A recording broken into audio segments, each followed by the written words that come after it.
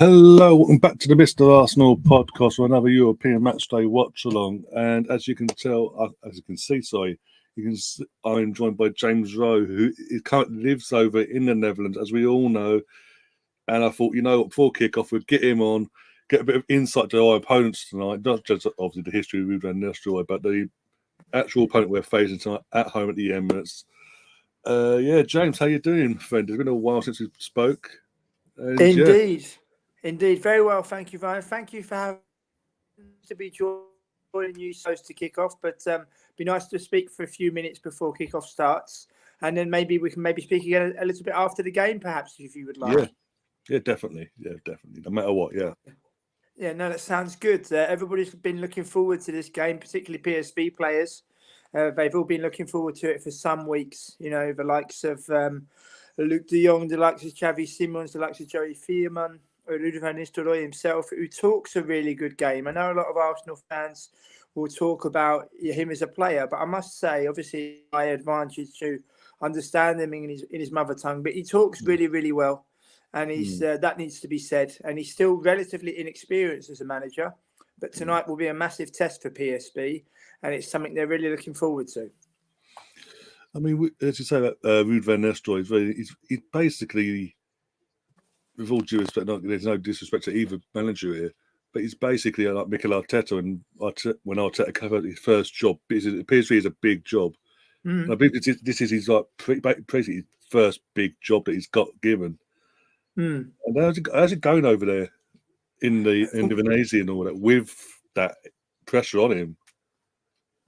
Well, he's enjoying it. You can tell in his press conferences he's relishing it. I just caught his press conference pitch side before I came onto your stream, and he said, we will see out our game plan. We will try to find solutions. We will enjoy ourselves as well, and they look very determined.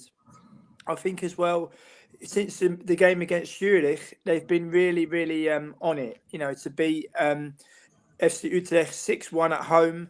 It's not just about Cody Gakpo, and a lot of English fans will know about Cody, who turned down Southampton and turned down Leeds. But you also have to remember it's the PSV board who were expecting a sale. They were expecting to sell him. And when PSV went back and said, no, we haven't managed to get it over the line, personally impressed because he wanted to stay. He's very committed to PSV.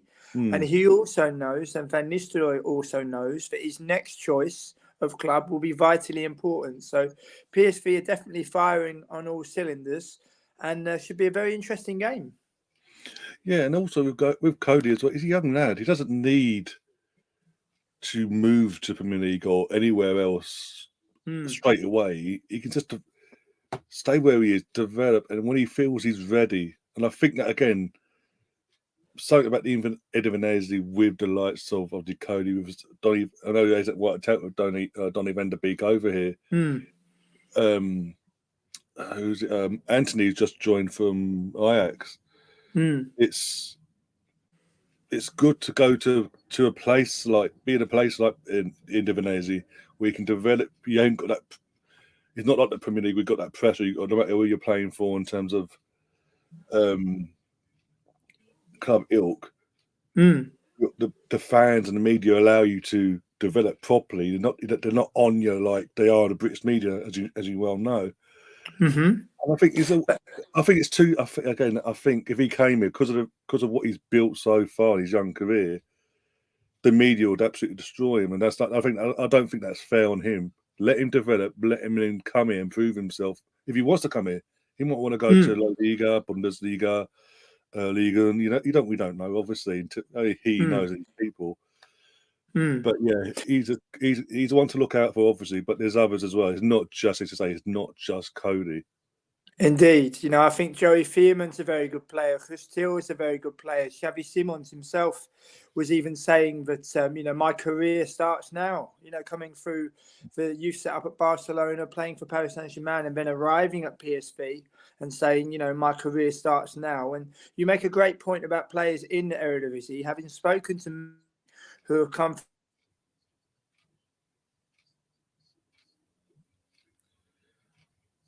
through the youth setup, they're taught how to respect their coaches, how to respect their teammates, how to respect their managers and the referees. And one massive part of how Dutch football fits together in the pyramid is every Dutch professional football club, Ryan, I've said this before on different channels and also on yours, every single Dutch football club has to hand in their accounts to the Dutch FA every single year.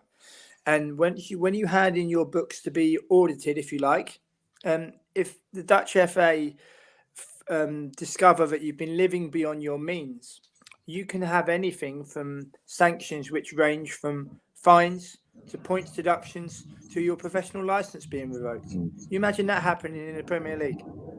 You imagine that happening in the Premier League, where the last warning is your professional license will be revoked and you will be put back into amateur football, and that will be played on a Saturday afternoon or that will be played on a Sunday afternoon. So they're extremely strict, but as in football, as in company life. But having just caught the coverage as well before jumping on the stream to you, the on Veronica tonight, the Dutch sports channel, they've got as analysts, they've got Dick Advocaat and René van Gijp, who also played for PSV many years ago. So they've got good analysts tonight as well. So it'll be very interesting to see and to hear their opinions, particularly that of Advocaat, because even though he's retired now and the door is slightly open, he, like Van Basten and like Gullit, when they speak, you listen, because they've got so much experience and they know exactly what they're talking about. And it's a game that we should all enjoy tonight. And I look forward to jumping on after the game with you. Is the same link still valid, Ryan? Yeah, it will be, I believe so, yes. Okay, then what I'll do is I'll arrange with you that as soon as the final whistle's gone, maybe we can speak at half time. Who knows? Maybe jump on at half time, if that will suit. And then I'll jump on maybe at full time as well. Just wanted to say to anyone viewing tonight, if there's any questions you've got regarding Dutch football, feel free to send them through, and I'll try to get through as many as I can. And enjoy the game. And before I sign off, before kickoff, do you have a prediction? I think it's going to be closer than most people think in terms of scoreline and performance, obviously. But I think just because we're at home, the team we've gone with as well, 2-1. Okay. I'm going to stick with my original prediction and I'm going to go 2-2. Obviously, normally I'm at European games as always, but obviously living in the Netherlands for what is nearly 16 and a half years now, I've decided to stay at home for the home leg and then go to Eindhoven next Thursday. So I'll be taking a 2-hour train journey next Thursday from Amsterdam to Eindhoven. Looking forward to that. Looking forward to the train journey home, because it's normally it normally involves an EasyJet flight back from a UK airport back to Amsterdam the following morning. So looking forward to that next Thursday. But I hope everybody enjoys the game, and I shall try to log back on just as the halftime whistle blows, Ryan. Yeah, no problem, my friend. Great stuff. Well, nice to catch up, short and sweet, and I'll speak to you at halftime, pal. Yeah, no worries. Before you go, apart from Cody, obviously you mentioned, who do we look out for from PSV Joey tonight? Veerman. Joey Veerman. He's got such a sweet left foot. He's a great striker of a ball. He really is an excellent striker of a ball. He really is. And I think apart from, I'm not going to choose the obvious, of course. I always like to choose players that are maybe a little bit undervalued or maybe underrated. And Joey Veerman is most definitely such a player. Yeah, pleasure and telling on my stream, my end. I don't know about you, but yeah, there's a song Matt Turner holding and all that getting ready to come out. I'll see you at half time then. Hopefully, see you at half time then, and get those questions in, viewers, if you have any that you would like to pass on. Take care. No, speak at half time. Bye bye. See you soon, mate. And yeah, now you've got me for the next 45 minutes until half time. I just want to say, well, apologies for last night. I wasn't feeling 100% basically. That's why I didn't do the stream in the end for the Champions League, which is a big regret, because obviously the girls won 5-1 against the European champions. Sod's fucking law, but it is what it is. We'll make up for it though going forward. It won't, hopefully, touch wood, won't happen again. But yeah, teams are now just coming out on my screen. And I'll get to team lineups as well. obviously Matt Turner's in goal. He's basically the European goalkeeper, no matter who we're playing until the latter stages now. Not that one. One.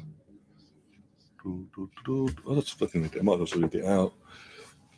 I think Tomiyasu is at right back, Tini at left back, Holding, Gabriel, Sambi, Lukonga, and Xhaka as the midfield pivot. And then it gets, I'm trying to think, you've got Fabio Vieira, Bukayo Saka, Eddie, and Jesus at the forward three, which is going to be very interesting. I think that means more, if anything, that's going to have Eddie down the middle, Jesus on the wing, and every now and then, once a blue minute, interchanging, just to mix up a bit. But yeah, no question, lads. But yeah, like James said, by the way, do get any questions on PSV or Dutch football in general you want to ask, feel free to ask them. I'll save them in my end. So come after when he comes along. If we get a chance, we'll ask away. And he'll be back at full time if you miss him. Don't get around to getting them all in at half time, back at full. He'll be back at full time. And we'll go again with that.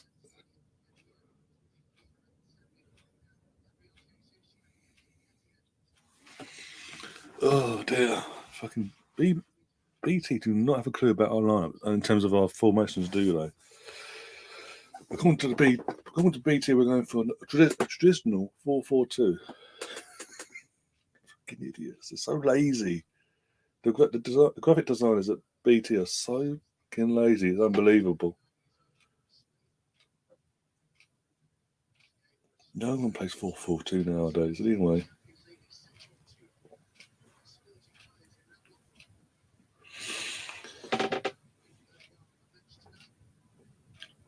Currently, Xhaka and the PSV side, captain are flipping a coin with the ref to see who kicks off, who plays at what end, this, that, and the other. And I think I don't know who won it, but yeah, it is what it is. Cody Gakpo. Oh dear. Xavi. Oh my god, I've got a player called Xavi. Fucking no pressure, kid. Guys in the chat as well, feel free, new to the channel or regulars, feel free to get your score predictions in the chat. Who you think are the star player of the game, either goes for either side, by the way, is going to be who's going to be the star player, basically. The standout player, sorry. And also, if we want, obviously, give me your thoughts on the, obviously, as I say, the women's team battering away from home the European champions on their turf. I couldn't believe that. I honestly couldn't believe it. As I was watching, like, what the f*** is going on? Expecting to wake up at any moment.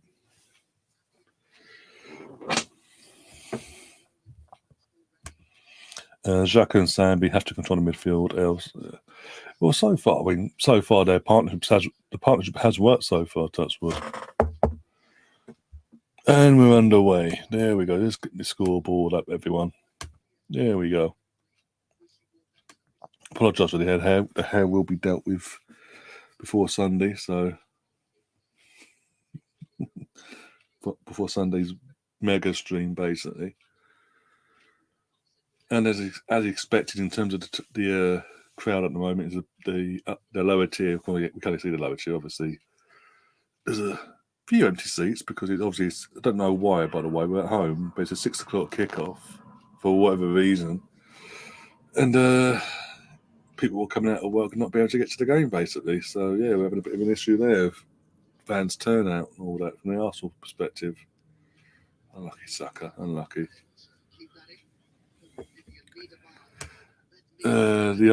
Steve, the Arsenal misfit, is saying, just turn this down a bit so I can actually hear myself talk. I want PSV to lose just because of who their manager is. Yep, mate. Again, when James comes back on at half time, he'll confirm it. Me and him, we chat and WhatsApp him in now and then when we can. And building up to the draw for this group stage, he'll say, not obviously who we'd like. This, that, we've never faced him, or we haven't faced him in so long. And I actually said, I don't mind who we get, but I would like to Arsenal to face a Dutch team because you haven't up till now, right this moment now. Before now, we hadn't faced a Dutch team in the European competition, be it Europa League or Champions League, since 2009. AZ Alkmaar. Oh, yeah, Eddie's on. Okay, Eddie's stuck down on the wing and Zaysha's just down the middle. Okay, that's interesting.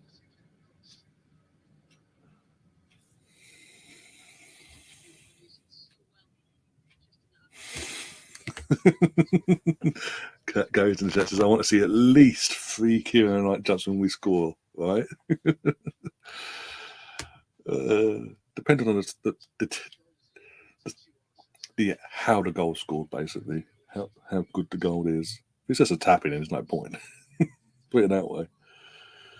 Bloody, it'll be all fucking day otherwise. Might as well do it for all the tap-ins in the world. The Arsenal score. Oh, you gotta laugh. If you don't laugh, you'll cry. Oh, but I wanted a Dutchman, and I got it. We had a joke about it, literally as it was happening. It's like, oh my god, you're asking so to see mine. But yeah, I didn't want a Europa League group like we had last time was in Europa League, and where it was just a whitewash basically for us in terms of we literally put our second string but B team and youth squad out and won every game. I wanted us to have at least one, if not 2 teams that could give us something competition wise. And PSV was that team. Obviously, Bodo Glimt provided a bit of a test for us, especially away from home. But yeah, and there's also people we haven't mentioned it yet, but obviously winning the first 3 games for us anyway, 9 points out of 9 so far. Winning tonight, all but qualify. I think we're basically qualified if we win tonight. But we're needing 1 more point in our last 2 games to win the group. But we have to win tonight for that to be in our realm of thought, basically.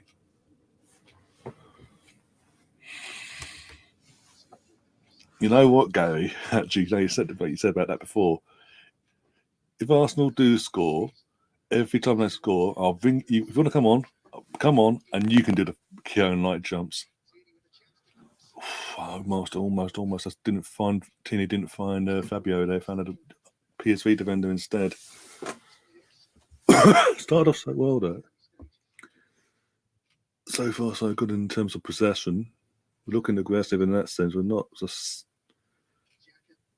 doing what we did on Sunday. Put it that way. Or last Thursday. PSV's fans have been as loud as ever. That's a foul, surely. I know he got the shot off, but that's a foul.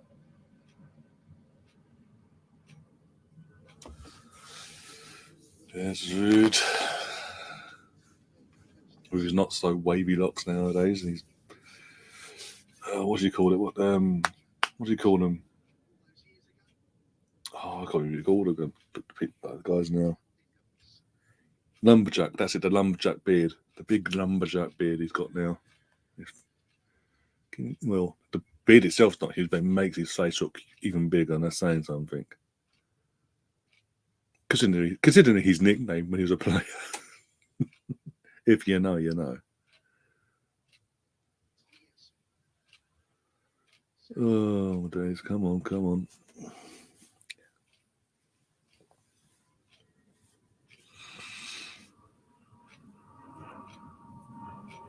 We need a haircut. Come on. Oh, granted, that was poor pass from right there, but Sammy got the ball now. He's got it back. He's going now. Let's go. Tomiyasu to Saka, back to Tomiyasu. To Tierney. Out to Eddie now. Eddie is out on his own. 2v1 basically because Xhaka is not helping at all really in his positional sense. Back out to Eddie again. Is he going to take him on? Yeah, Eddie's going to try and take him on. Get a corner, probably. Oh, I don't know. Probably a goal kick. A goal kick's been given. Started off so well, though. First few minutes in, we started off well. In that sense, we need to start testing. Obviously, testing the defence properly and getting a shot off some shots off, though.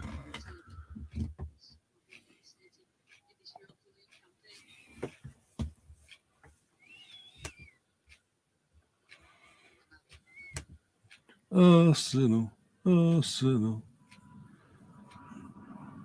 I'm just sort of slightly got the volume on my end, so I can hear the commentator briefly. Also, I can get the noise from the crowd as well. So if they're chanting, I want to join in.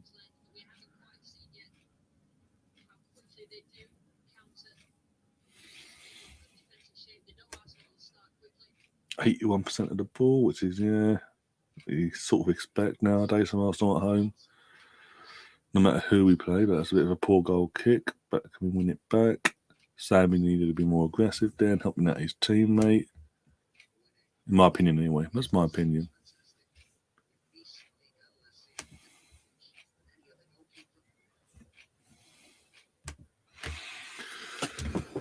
Oh, dear.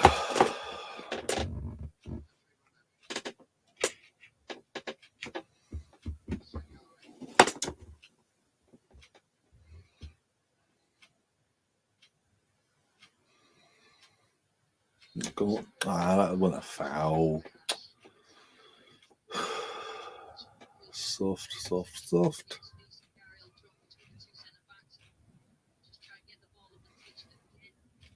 It was soft. He won the ball. It's a 50-50. You won it. But you watch now, because it was Gabriel that made the foul. Yeah, exactly, Gary. But because of who made the foul, you can have idiots on Twitter and they're going, "Oh, for fuck's sake, not Gabriel again. What's he doing?" He didn't. Personally, he did nothing wrong. It's a fair 50-50 duel, and for me, he won it, and the ref was just being soft.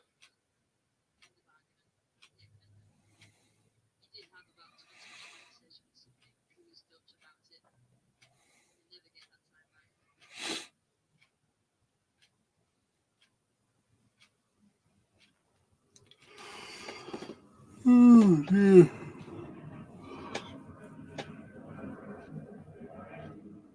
Guys saying Tommy Asu needs to keep Gapco quiet today. Then we pick him up in January.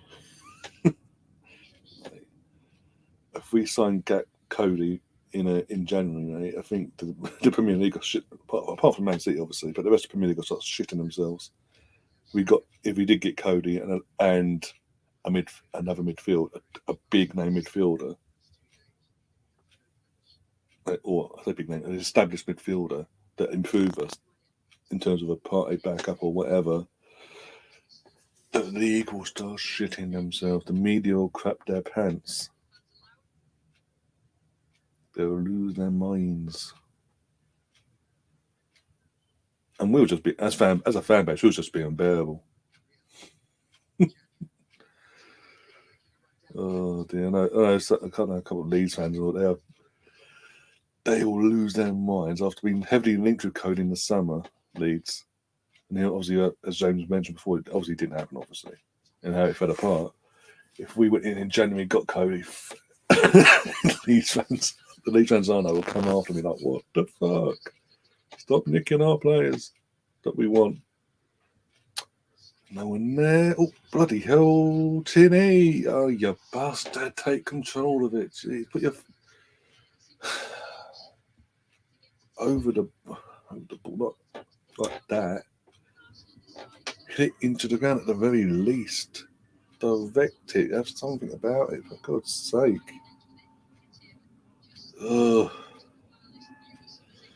That was disarming. That was... maybe the defender put him off. I don't know. And he's a left back, with all due respect. Oh, go on, Jesus. Go on, Jesus. Oh, Xhaka, you bastard. Oh, you bastard, you bastard, you bastard, you bastard.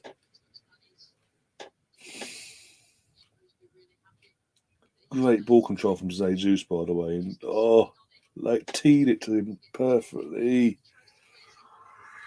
Oh, dear. He messed that way wide in the end. Oh, my God.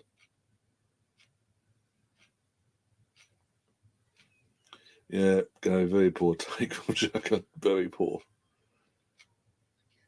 Looks worse than the replays, trust me. The Arsenal Misfit says, nice to see Tottenham lose yesterday. Made my day, yeah. Made John stay too. If he's in the chat, pick up John as well. Got his hoodie out again for that. Promoted it. Thank you very much. Oh, they were poor yesterday. They were fucking poor. Oh, go on, Xhaka, go. Wrong choice, you bastard. Saka. Jesus. Ooh. Free kick's been given against Jesus, but he did nothing wrong there. 50, again, he's going for 50-50. He wins. For me, he wins the ball. What's he to do? Let the fucking defender just... He did nothing. He didn't do anything. He actually didn't touch the player. Oh, my God. Yeah, exactly. I wouldn't mind that one. Fucking Verman, whatever his fucking name is, how you pronounce his name. Apologise for anyone by the way of saying this, but Jesus' hand brushes against his back of his head, and his reaction was, "Ah!"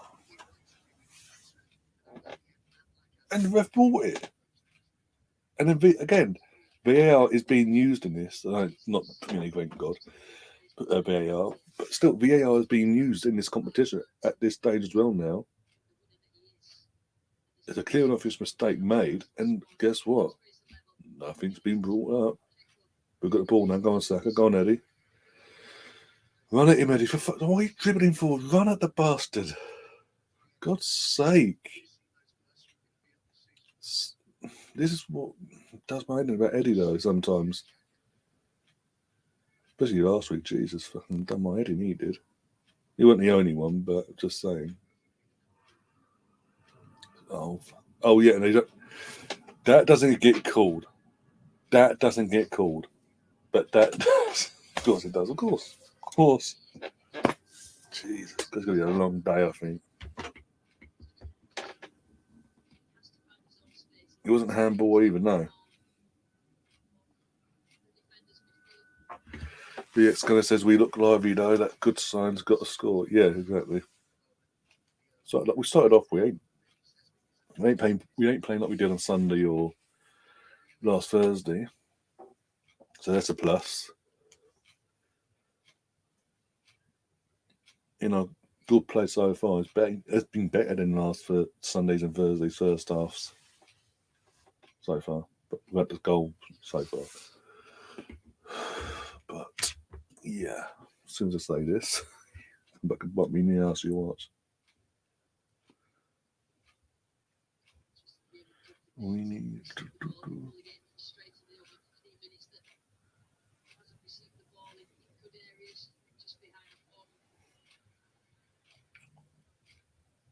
Well, that went out, but okay.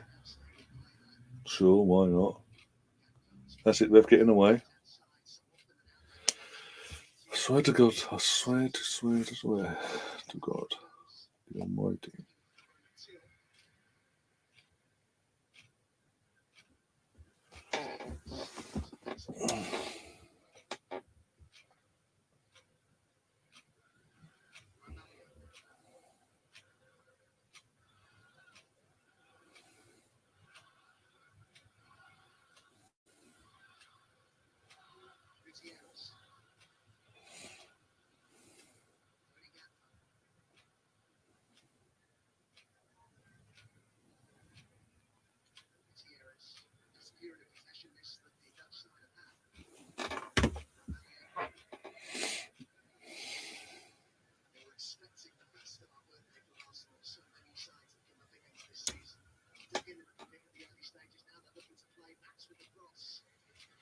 Please defend. Well done.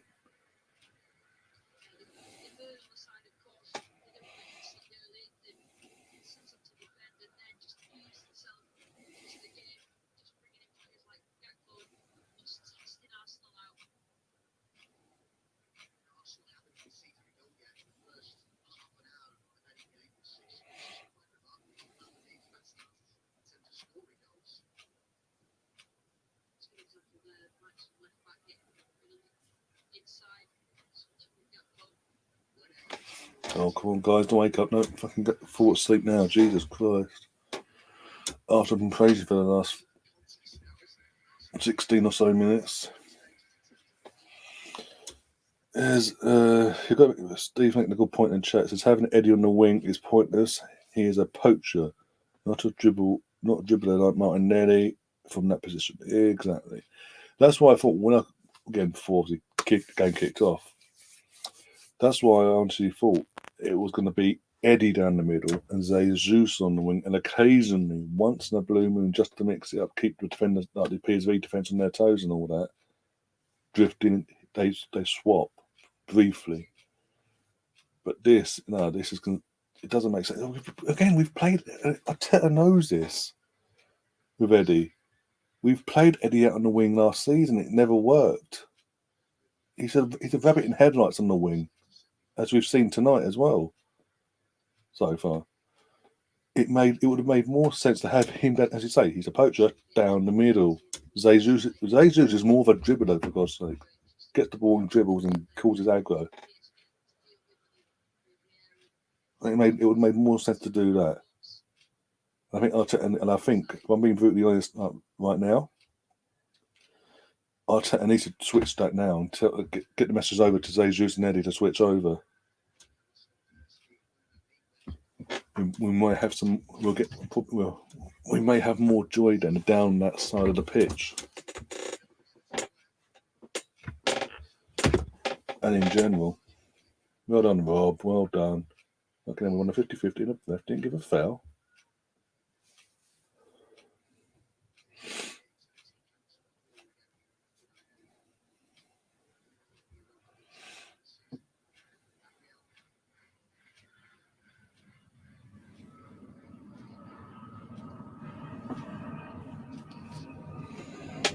Oh my God.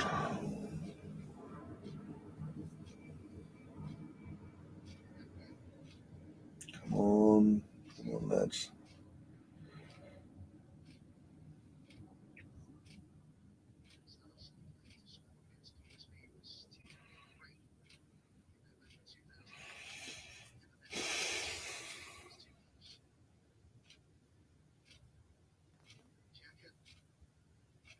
Oh, for God's sake, Eddie, you bastard.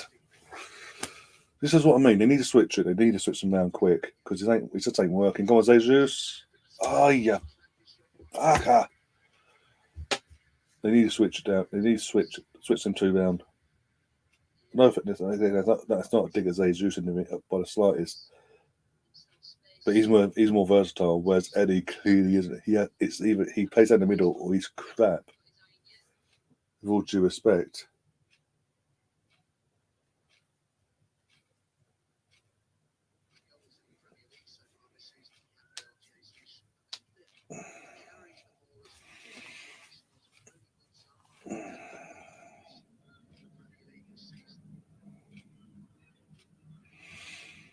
What's the weather like tomorrow? I wonder. Let's have a look. Oh, it sounds like getting away, isn't it? Go on, pass it. Oh, why are we letting them all get back to vending? Eddie, come on, man.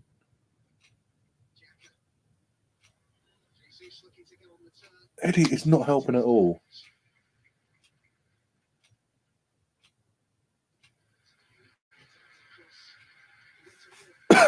Eddie literally gets the ball and he dilly-dallies. There was a massive chance there to get it out to Fabio, boom, like quick bang to Fabio. He and then pass it, and possibly a goal.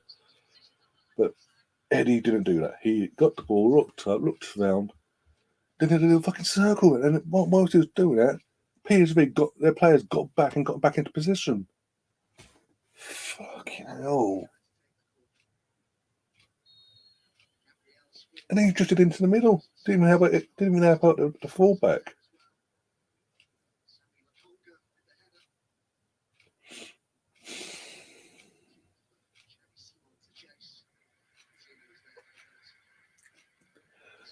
I think Eddie on the wing also hampered in. He's got well clearly fucking in that moment before you put that up, as I'm saying. He eventually gets the ball off, eventually, but it's too late because by then obviously PSV players got more players have got back. But instead of then going out to the wing and providing an option apart from Tierney and helping out his fullback, he goes into the middle, just stands there going,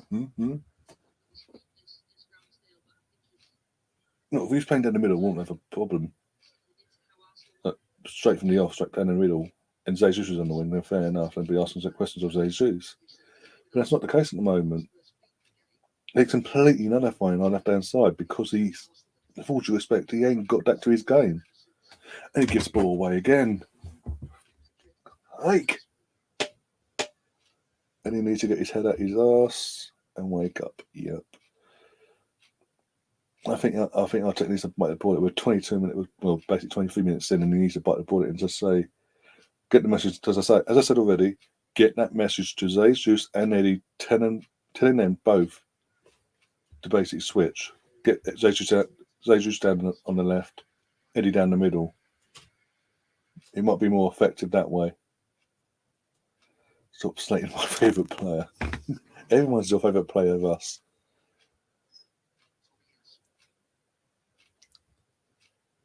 Ethan, whatever I can't remember his fucking name now. Even Ethan, the 15-year-old, is your favourite player. Oh dear.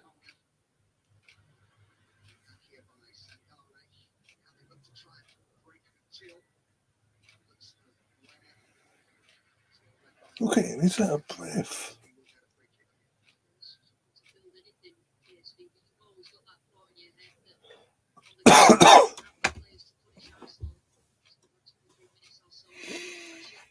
Oh my God.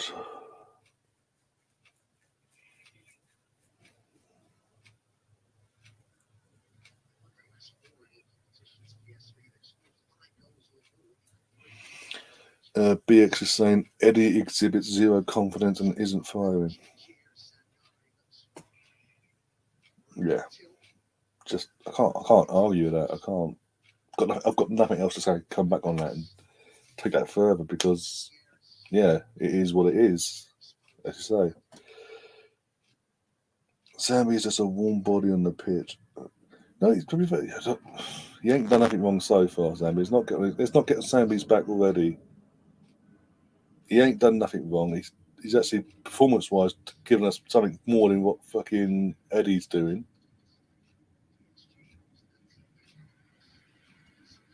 It's nothing to do with that, having someone alongside him who's an experienced midfielder to sort of help guide him throughout the game. Nothing to do with that at all. Just pure luck.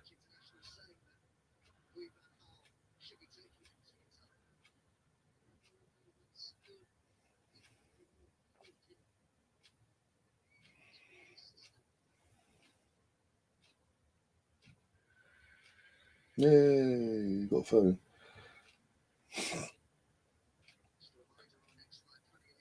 Oh, this is a long day.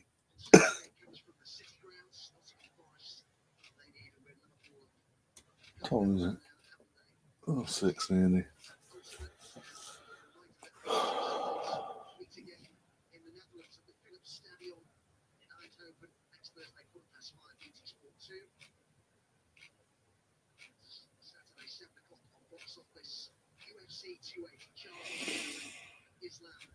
BX is saying, who else has been waiting for over a decade to see Xavi Simeon's play after his internet weird stuff out loud?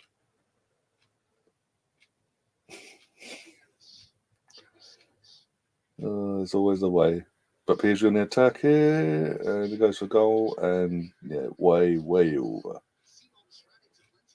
Simon's literally had to. It's Xavi as well. Simon's literally just running through the pitch, in the middle of the pitch, and no one around him. No one stopped attempting to even stop him. And he got to the point he had a shot, but it's a poor shot in the end. And it just went way over and back into Rose head, basically. Oh, I swear to God that goes out. Almost went out. Fabio Vieira recovered, though. Well done, Fabio Vieira recovering the ball. Sakas. Oh, yeah. Yeah. John Gooners in the chat says, evening Gooners just tuned into the game. Here he goes. Oh.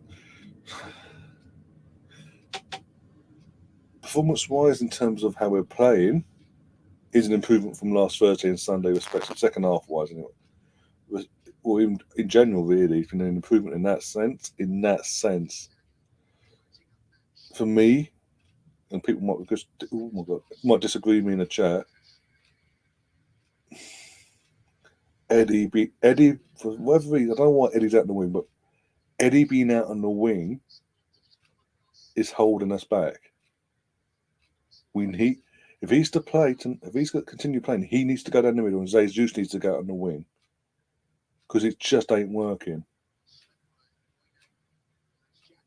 Oh, what are you dumbing it for, Jesus? No need to be flashy yet. We're 0-0 for crying out. Oh my God, what was that from Tomiyasu?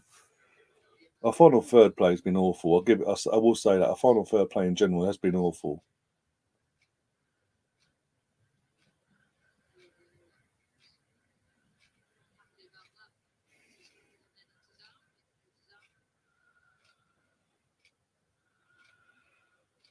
Yeah, exactly. Yeah, that's what I mean. Literally, the entire middle of the pitch has to run through, and the defenders are just going back off. And thankfully, he had a poor shot on him for that moment.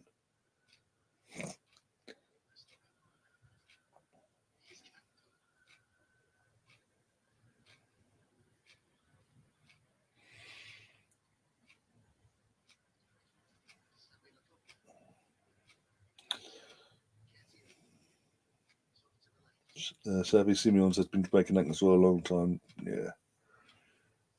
And the scary thing is, he's a young lad, so it can only get better. That's a scary thing. So, assuming he does leave PSV at some point in his career, whoever picks him up's got a gem on their hands there. Troy's in the chat. Big up, Troy. How you doing, my friend? Hope you're keeping well. Oh dear. Oh, Tomiyasu out. Tomiyasu take the touch. Cross. And no one gets a proper head to it. It just slides off their heads, apparently. Because no one can time their jump properly, apparently. You all have to jump at the same time.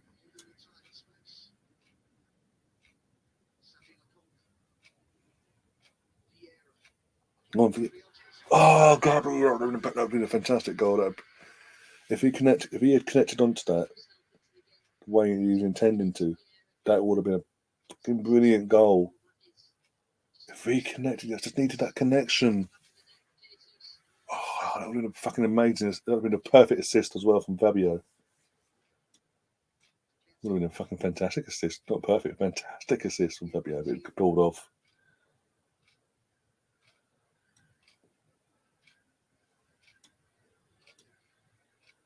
Dog just knocked my limb off. Oops. Oh dear.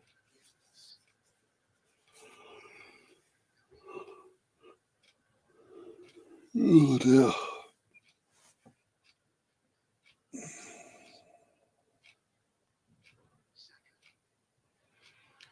Go on. Oh, there's no one there. Got a throw in now. It was a good play from Saka. He took on the defender, got through. Got the ball in, and the ball eventually got into the middle, and the defender was there. Otherwise, it could be an easy tap in there for Jesus.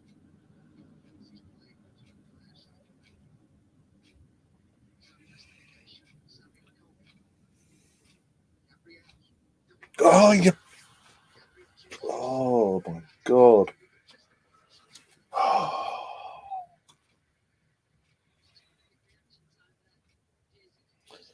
BX saying in the chat, we just start again. We need to score, or else this is all for nothing. Yeah. Jesus is slow, stay missing chances. But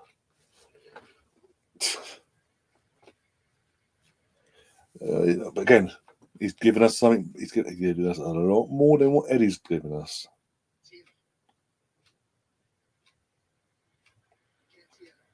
This is making me fearful. If we ever lose Jesus due to injury or suspension, we are fucked. Unless we play a false nine. I'd rather play some.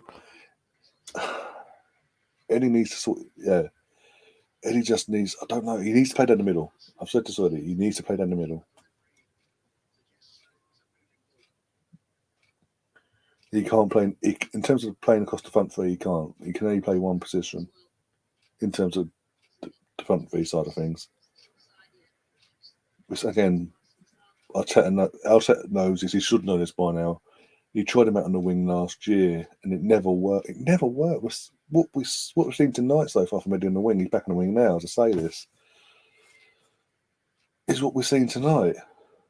We saw it all last year. Every time we got back on the wing, and as soon as we went play in the middle, boom, we got a version of Eddie that was deemed good enough to give him a 5-year contract.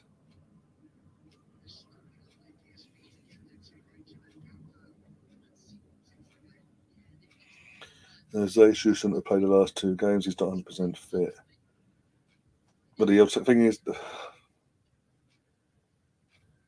yeah, I get what you're saying. But the thing is, though, if Arteta's mindset is, and because of the form of Eddie, Arteta knows that pressure is like, if either I play Jesus, if I don't play Jesus, basically, if he's in any way fit, shape or form, if I don't play him, the alternative is a player is not in form, low on confidence. Suddenly, low on confidence is not giving us an output in Eddie. Again, I'm not trying to make this show and having a go at Eddie, but at the moment, again, he's given us nothing at the moment because he's playing out of position. He's not playing in a position where he's comfortable in. He needs to play in the middle. Otherwise, what's the point of playing him? And I think it's going to get to a point if we do lose Jesus to a suspension on injury. One sec. Yeah, we lose the ball, but Zaka gets it back. Well done. Come on, Fabio to Saka. Can we just make this count? Get some bodies into the box. That'd be fantastic. Got a corner though. I think it's going to get to a point if Eddie can't play his way into form. But anyway, he can do it playing down the middle, by the way. But if he can't play himself into form, even when he's playing down the middle, and if we do lose Jesus to an injury or suspension for a game or whatever, I feel that Arteta will play the false 9 and play one of a Fabio Vieira or someone else, a Saka or I don't know, Martinelli down the middle instead. He'd rather do that basically. Oh, the VAR check or something.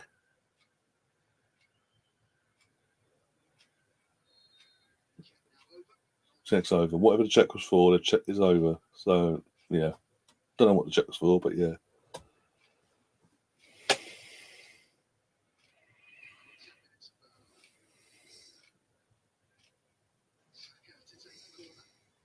Oh, but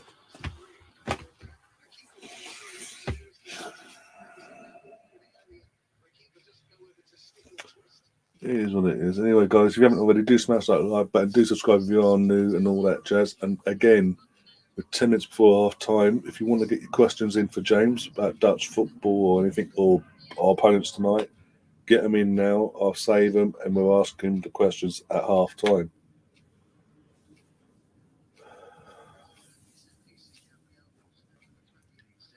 Because there's not much to talk about in this game, is there?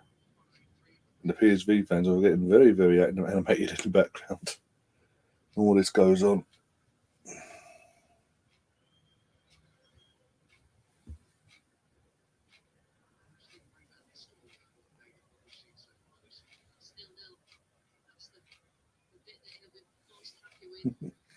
Yeah, I saw that tweet, John. I'll put it up on the coming up on the screen in a minute. No, again, no problem. You want the competition fair and square, so it is what it is. I'm glad you enjoy it. Hopefully, your daughter got her stuff as well. Everything's all good there as well. Go. Oh, for fuck's sake, ready.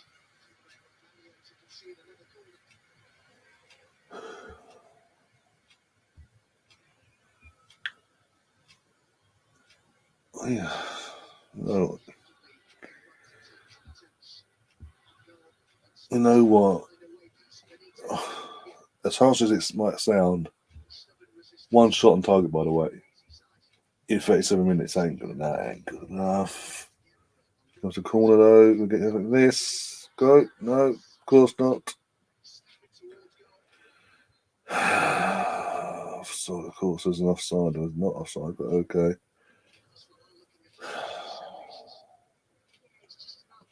But I'm saying it might sound harsh me saying it, but at half time, I would make the sub and take Eddie off because it isn't working. I'm sorry. If Arteta's not willing to play him down, switch things up and put him down the middle and Jesus on the wing, then what's the point of playing Eddie? I'm sorry. It just doesn't make sense to me. He has to play down the middle. Otherwise, because of the player he is, you get nothing from him. And we're seeing that. So if you're not willing to play him down the middle, that's not, again, harsh as it sounds, hook him off, get Martinelli on. He's on the bench, so you have to. If he's on the bench and he's not fit, why is he on the bench, basically? Wasting the space.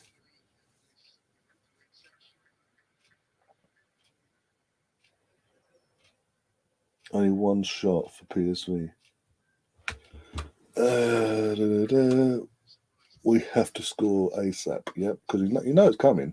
The longer this goes on, out of nowhere, they will score. Now on the second half.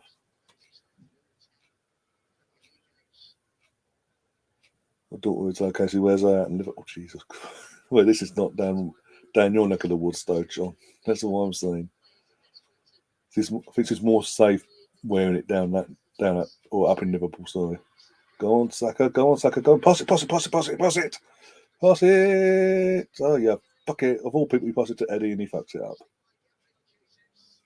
Oh my fucking hell, Tierney, you dickhead. I give up. I really do give up. I'm not for this fucking stress. PX saying Marquinhos would have been better to start and bring Eddie on later. Yeah. Oh, got a free kick on the end of the box here. I need to see that all Brazilian front three. Yeah, I'm surprised Marquinhos is suddenly not starting these last couple of European games. It was only last week, and now this week. I know it's home and it's PSV, but give him a chance. He's done well so far. Everyone run the risk, of disencouraging him, and basically then sends a signal out that maybe he goes out alone for the second half of the season. He doesn't need to. He clearly doesn't need to. Fabio Vieira standing over the ball, by the way. Looks like he's setting himself up for a shot. I don't know. I think Xhaka's standing over it. No, Xhaka's in the wall. The Arsenal. I don't know why we put a wall in, but yeah. I don't know. But either Fabio's crossing this in, but it looks like how his body's shaped up, or he's going to go for goal somehow from this angle with the way his body's shaped. I don't know. I think it'll take a lot. Don't get me wrong, he does score from this, but we'll see. Oh, I thought he was in. I actually thought he was in. Oh my god. Oh, Fabio, you cheeky. Tries to bend it low around the goal, basically tries to bend it around the PSV defensive wall outwards, but low. at the same time, not high and over. It was a low, reaching around. It didn't have enough bend in it, basically.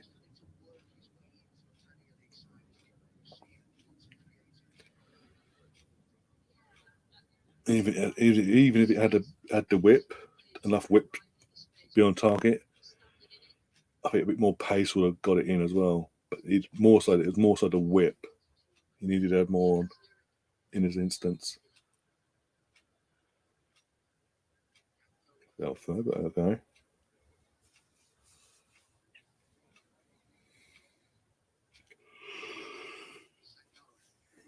Oh dear.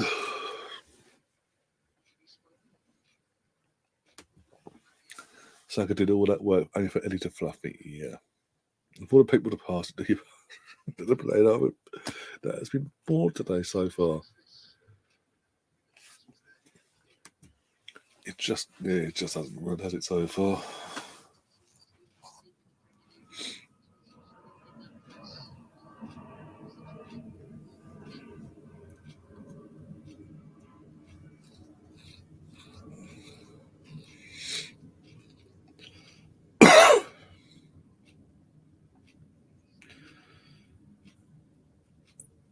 Oh my god, this is so fucking annoying. Can we just have a shot on the fucking goal that actually tests the goalkeeper? We're going to win ourselves again, by the way. In terms of, look, we've got the ball. But again, it's slow and it's passive. We've gone back to that again. Slow, passive build-up.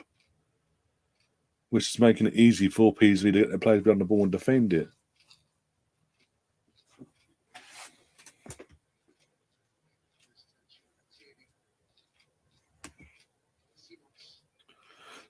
John saying the Dutch at singing the Arsenal tourists. They're fucking loving it, aren't they? They're loving this. And as James said, obviously you weren't probably here when we started the stream. James Rowe was on, and he was saying PSV have been up for this since they played Zurich and won 6-1 last time out. They've been up for this. They've been waiting for this. They've been begging for this game to come along. And they got the reverse fixture next week.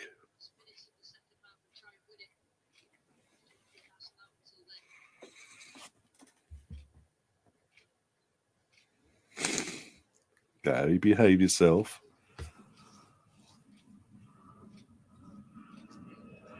At least he's giving us something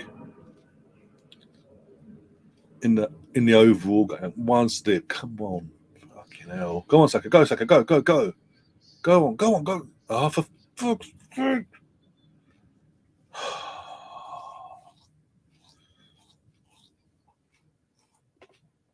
There's better options there, for God's sake.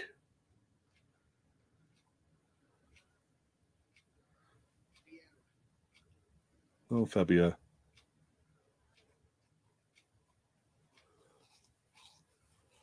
How much interest are we getting? 1 minute? Yeah, 1 minute.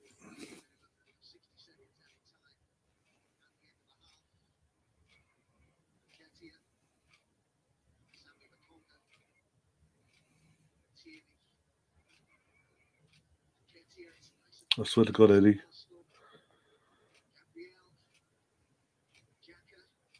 Pass it!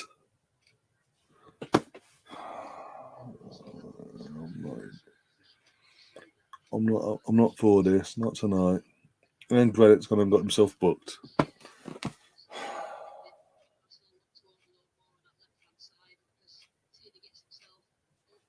Why? Why do that?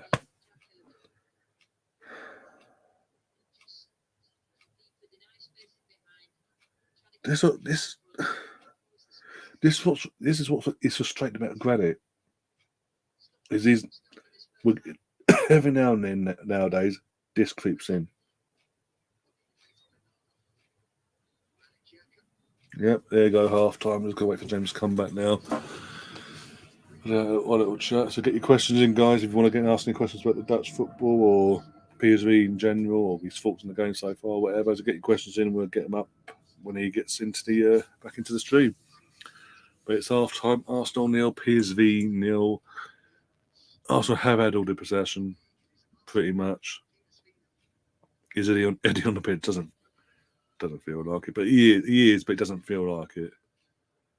Trust me, it's so frustrating. He's been the most frustrating player from an Arsenal perspective tonight.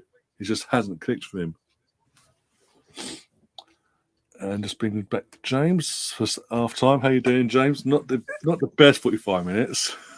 No, but you saw in flashes there the cohesion of PSV. I know I spoke about Joey Fearman and obviously touched on Xavi Simons and received a bit of a bad tackle or a late tackle from Xhaka right on the stroke of half time. I was quite impressed with Armando Obispo. I thought he sprayed a brilliant pass to Gakpo early doors. And he had a loan spell at Vitesse that really helped him. And he's the same age as Cody Gakpo. But you can see signs of life at PSV. You really can. You never had a bad result away to Cambuur Leeuwarden before their games against Zurich. And I think Van Nistelrooy read them the riot act because they look calm. And as I say, they've been looking forward to this game for a while. And they don't look phased. And they were showing on Dutch TV, they were showing the virtual stand of the league table of the Europa League. And as I touched on different podcasts before, Ryan, the dynamic of the Europa League now, we wasn't in it last season, of course. The winner goes through to the last 16 and the runner-up goes into a playoff against the Champions League team that relegated from the Champions League, so to speak, with the second leg away from home. You know, I was fortunate enough to be at Ellen Road last Sunday for the Leeds game. And I was speaking to a couple of gooners outside before we was waiting to go in. And I said that they were saying, the potential dropouts of the Champions League could be Atletico Madrid, could be Milan, could be Juventus and Barcelona. And I said, look, personally, I'm not too worried about them. However, the likes of Real Betis, Real Sociedad and Rennes in particular, I think if we was to face any of those three teams, I think it might be different. But let's hope we can win the group. And looking forward to being at the last two Europa League games after Bodo Glimt at home in a couple of weeks back. So, should be good fun.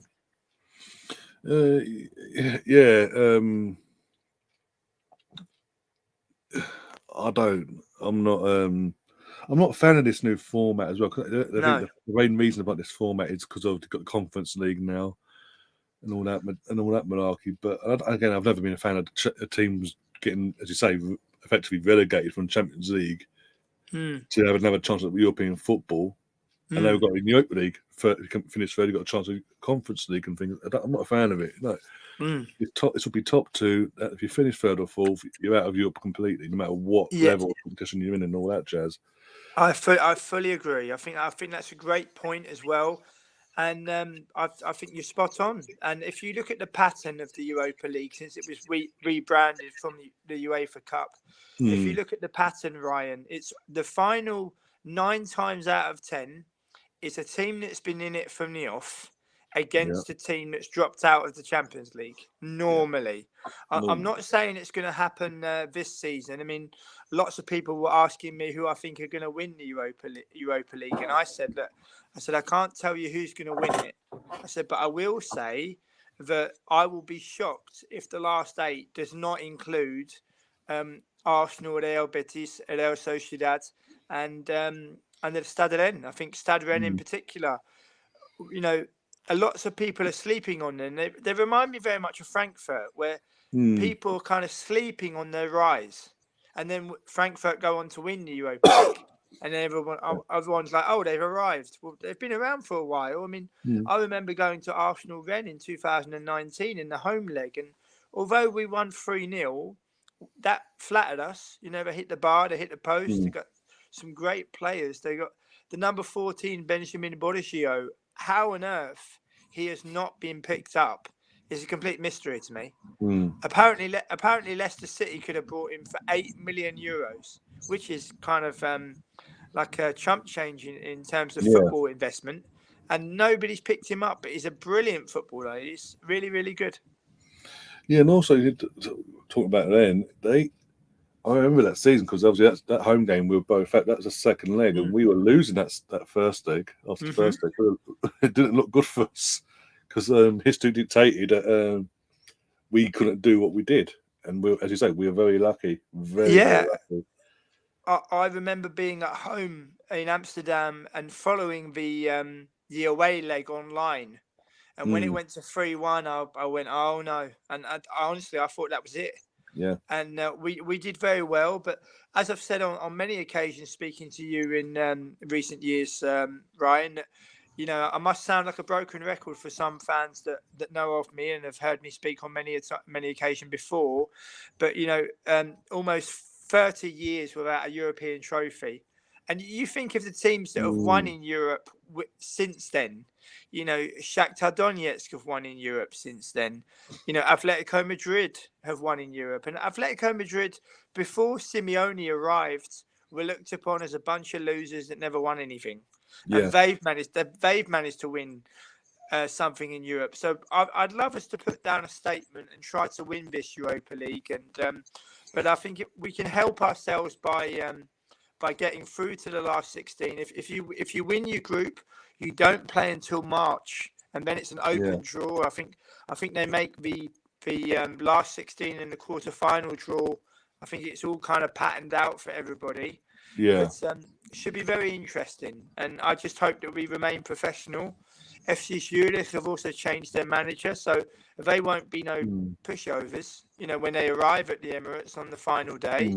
I look forward to going to Eindhoven next Thursday, but we did well against Bodo Glimt. Was particularly an amazing cross by Fabio Vieira for holding goal in that game. But the room that we gave them in the second half, if you do that against the Betis, Sociedad, or Rennes, then it's good night Vienna. So I hope that we can remain professional and finish the job off. Hopefully, get the win tonight, and be interesting to see what happens. Yeah, in terms of, as you say, about giving players space. I mean, in that first half, was it at one point, Cody has acres of space down that middle. The whole midfield just disappears. I don't know where it disappeared, but they did. And the defence is backing off, not really going into him to stop him. And from an Arsenal perspective here, thankfully he had a bad shot. That on another day, that amount of space, if you take a more experienced or a bigger player, with all due respect, to Cody, because as it was before, he is a young player. It's only 20. It's only 23, Ryan. It's the same with Obispo as well. He's only 23, and that's what I'm saying. Some of so young, the more experienced player would finish that. More like you'll test the goalkeeper. Yeah, and then we're in trouble. Yeah, well, as I say, we've just got to take it one game at a time. I really do think the substitutions will play a key role in the second half because Van Nistelrooy, in the run-up to this game, he took Luke de Jong, he took Mauro Junior, he took Madueke, and he said that they may come on in the second half. And he even said, I caught his press conference, or a little bit of his press conference before I originally came on the stream before kickoff. And he even said to the Dutch correspondent of the NOS that it could be that I throw on an extra attacker or even an extra defender. And the correspondent, Bert Molderdink, he was quite surprised when Van Nistelrooy said, "What, you'd even throw on an extra attacker against Arsenal?" And Van Nistelrooy said, "If need be." So I think the second half will be very interesting. Yes, we've got an important game on Sunday, but I just think we've got to remain professional at all times. And try to get through this group, winning the group as soon as possible. No, exactly. And I think with a win tonight all but qualifies us, doesn't it? It could be 12 points out of 12, 2 games to go. It all but qualifies us, basically. We just need I think, after that, if we did win tonight, 1 point and we'd win in Eindhoven or in Zurich. But obviously there's lots of Arsenal fans coming from London for the game. I was speaking to a couple who are flying into Rotterdam because they want to avoid all the Liverpool fans who will be in Amsterdam for the Champions League game. I double checked, and Feyenoord are away to Sturm Graz, But obviously, Rotterdam has got a great reputation. Obviously, there's city rivalry between Amsterdam and Rotterdam. It's only an hour's train journey. Obviously, living here, I know which side my bread is buttered, but you try to remain professional. And also, as well, the city's got a lot to offer. I think Rotterdam has received the most investment of any of the Dutch cities since the Second World War. And there's lots for people to do. So I think Goon is coming to the Netherlands next week. I think they're in for a real treat, regardless of what city they fly into, whether that's Amsterdam, Eindhoven, or Rotterdam. Yeah. They've got a question here from John. He says, I get the feeling PSV are playing it cautious. What does James think in terms of the first half? I think it's a good observation. I must say, it's a good observation from John. But I think having listened to Van Nistelrooy in his press conference ahead of this game, I think it's part of the game plan. As I say, I think the subs that he will bring on. I mean, I'll be shocked if he doesn't bring on Luc de Jong, for example. The pace of Noni Madueke and also Mauro Junior is also very quick. I think this is part of the game plan of Van Nistelrooy. It's very interesting to see Frederik and his assistant sat alongside him, and I believe Andre Oyer. I think next to him, I think that's part of his team. But Frederik used to be manager of PSV when they were not doing very well at all, and they were waiting for his team back at the Philipsstadion and the Hertgang, the training ground of PSV, when things were not going well, and he often had to speak to the fans. And now he's assistant of Van Nistelrooy. And I often, when I spoke to professional players and managers, especially assistants, the role of an assistant is really important, Ryan, because people would think, oh, they put the cones out. No, the role of an assistant is to provoke your manager into a different way of thinking. Because if you don't do that, you don't help him. You try to provoke him into a different way of thinking to win the game. I think Albert Stauffenberg with Arteta, I think he's doing well. I saw him in the warm-up at Leeds, and he looked really on it. Even as an assistant, he was counting the passes, and he was there with a stopwatch. And people forget as well, he was also an assistant to Van Gaal at Manchester United. And some managers are good assistants. Some managers are good managers. And if you think of the current day, it must be a hell of a job to have. I mean, I often say that it must be the greatest job in the world, but by the same token, it must be a very frustrating job to have, with all the things that you have to take into account in professional football in this day and age. Yeah. Again, I think to sort of not counter it, but add to that is when Wenger came along. When Wenger came along, he inherited Pat Rice, and he said he wanted to keep him. And we saw Pat Rice, as to say, even back then, he would push it because he knew the club inside out. He'd keep Wenger on his toes in the early years and keep, as you say, pushing to change certain things. Like, this is what you got to do to win this game, this, that, and the other. And Sir Alex Ferguson, he was known every 2 to 3 seasons he would change up his assistant just to keep things first, keep him on his toes and motivated as well. So he's not getting the same voice in his ear every now and then, every year. And it worked. It did work for him. And I think we're going to see a lot more of that now.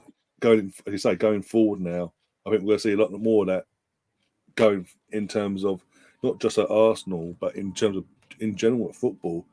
The manager now, or head coach, we want to call them, they will go down that route of they have the assistant or assistants, and 2-3 seasons later, I want to mix things up, move you upstairs, or move you this, promote you somewhere else.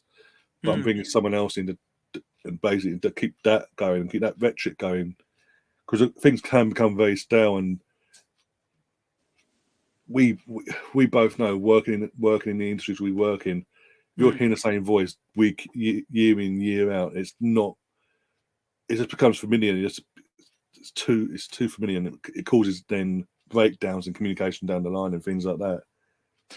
Absolutely. And one thing I'll say before the second half kicks off, that as I've said before, Ryan, having spoken to over 400 professional players and managers the last 6 years, Champions League winners and FA Cup winners and World Cup participants and Euros participants, at the highest level, the smallest details make the biggest difference. They really do.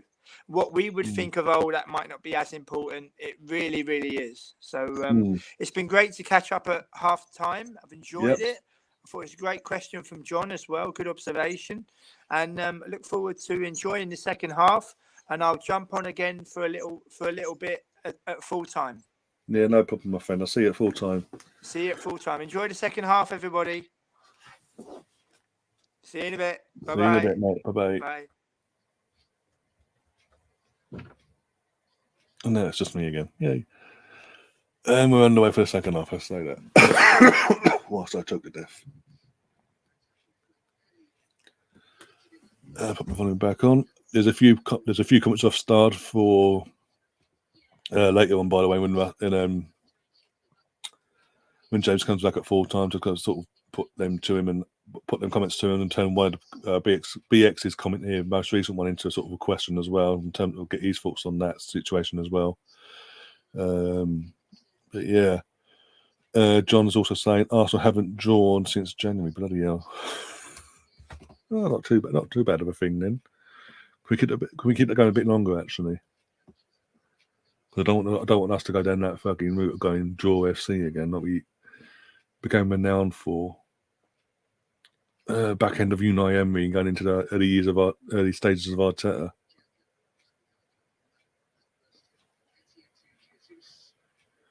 Come on, Jesus, pass it. But of all people to pass it to, you're passing it to person you're passing it to. And there's no subs at half time, by the way, from either team. If anyone is not watching, just watching or listening to me, and getting thoughts of the guys, put comments, thoughts of the guys in the chat, basically. No subs from either team at half time. And personally, for me, as I said, I would have took Eddie off because it hasn't worked. And again, second half's underway, and where's Eddie? On the wing. It isn't working. It hasn't worked. What is it that has got to happen for Arteta just to go, you know what? If I'm going to play Jesus and Arteta in the same 11, I'm going to put Jesus over here at the wing and Eddie down the middle. And Arteta just had a referee had a go at him for some reason. Not even 2 minutes into the second half, and the manager's been Arteta's just been told off by the referee. Wow, that's flummoxed me, that has.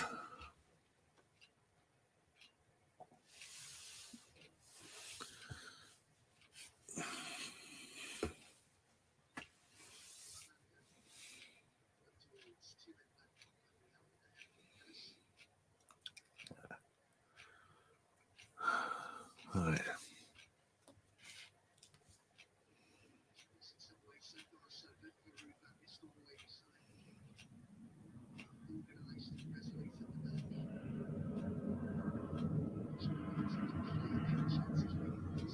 Oh, about 11 minutes ago, Steve Davis to remain as Wolves interim. What's it? Head coach until 23. Yeah, easy 3 points for Arsenal in a few weeks' time then.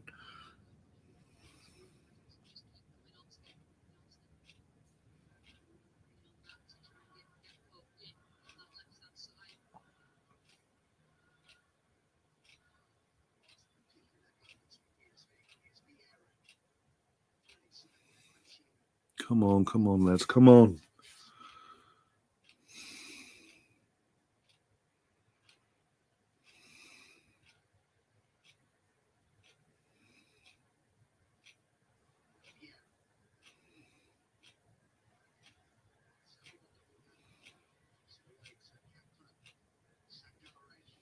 Here we go, PSG, you got the ball here. On the attack. Eddie's just, I don't know what Eddie was doing there, but okay, cool. Didn't affect the game there because they just passed it back to his teammate Cody there.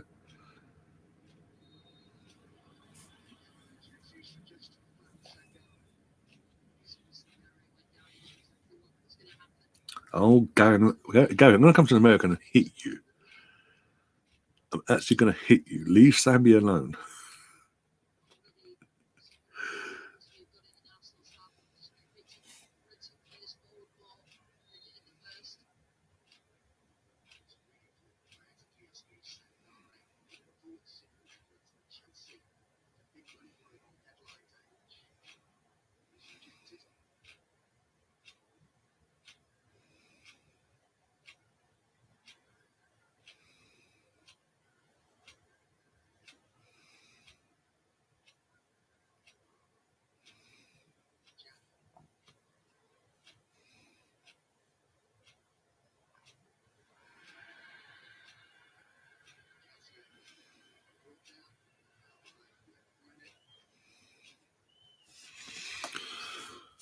Oh, bloody Eddie, was it Eddie won a free kick?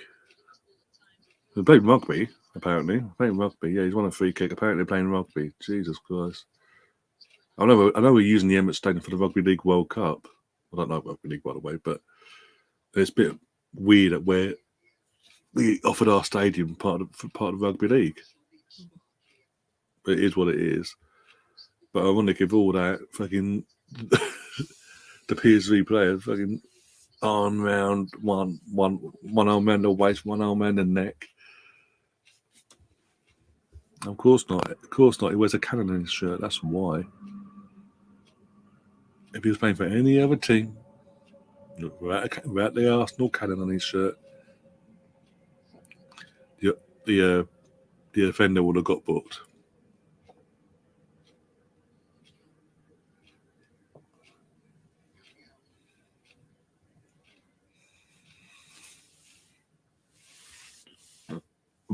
Pardon me.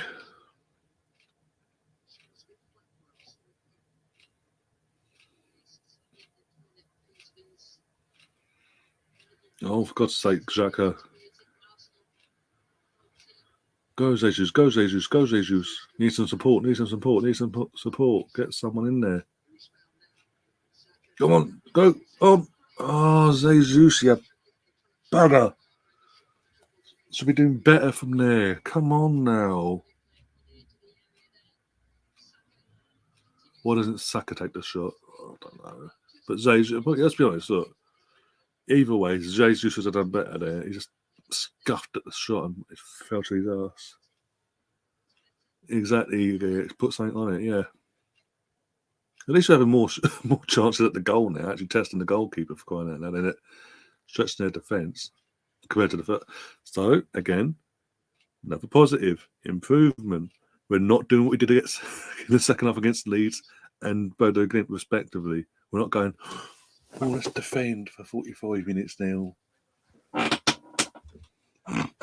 defend a 1-0 lead and invite the pressure. And put our fan base into fucking heart attack mode. So positives. Oh dear.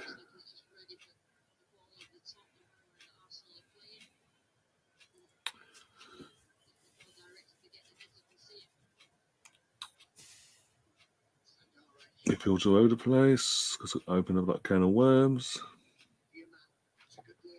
Eddie, get back and help your team out. Oh my God, thank God for that.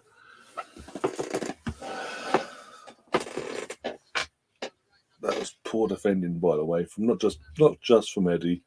In general, where Tierney was too central for me. Once he saw Eddie was tracking back, not half-hearted in the end, but once Tierney saw that, he's like, I'll say central. I won't push out myself. Not taking our chances. Nope, not yet. No matter of time. Come on, pass. Go. Yes, go. Yes. Oh, fuck's sake, Xhaka. Oh, fuck off.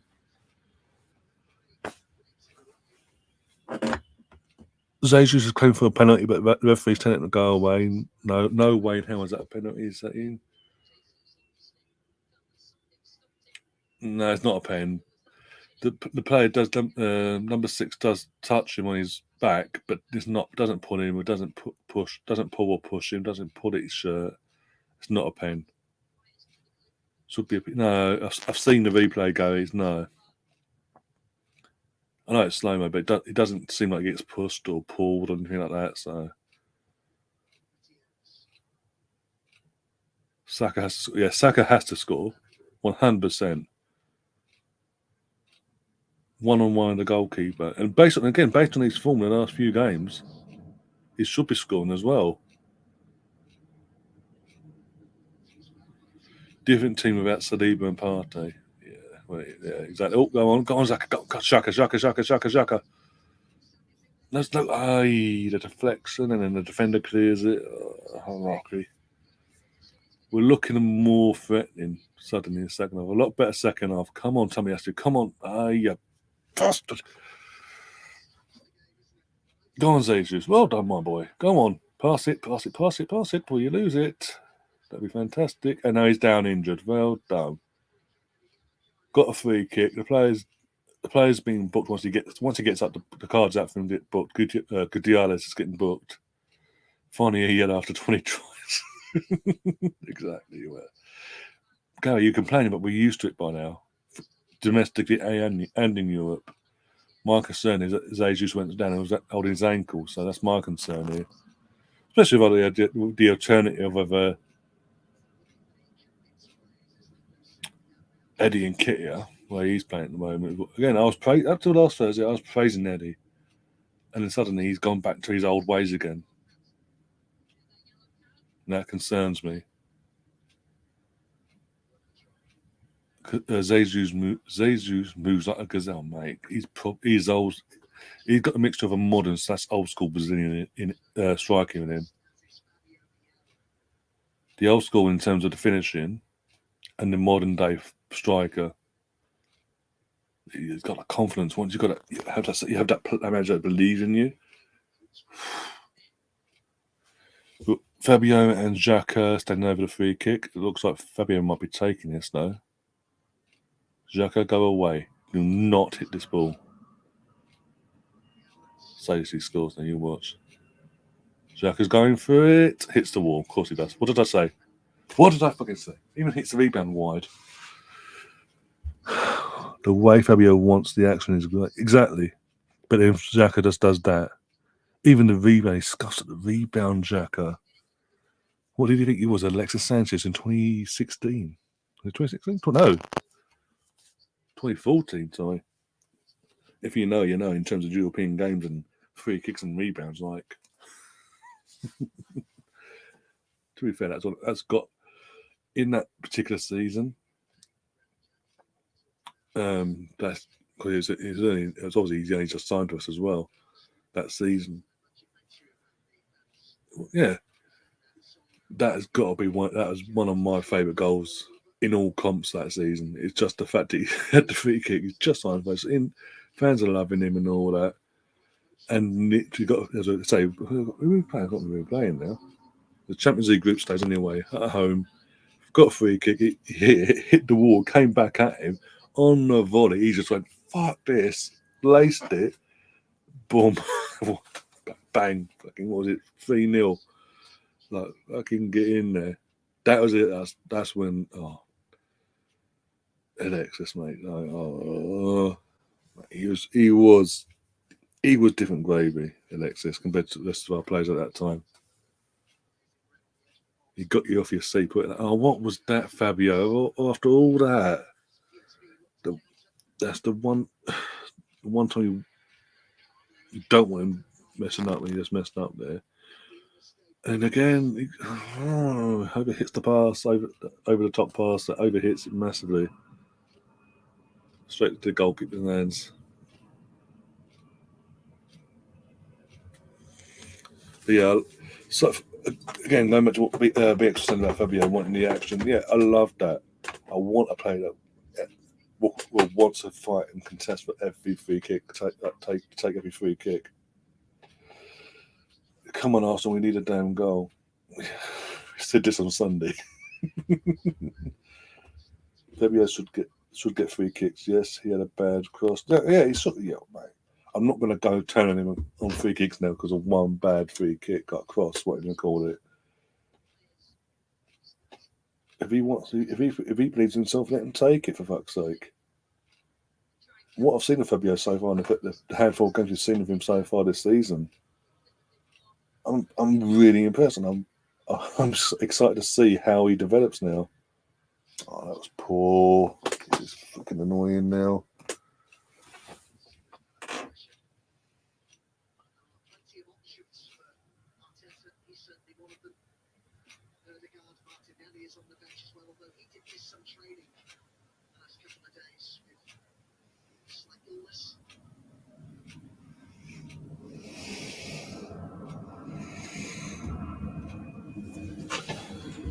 Fans are fucking quiet. That's all I'm going to say. We need, two players we need to bring on to take up. Well, definitely take off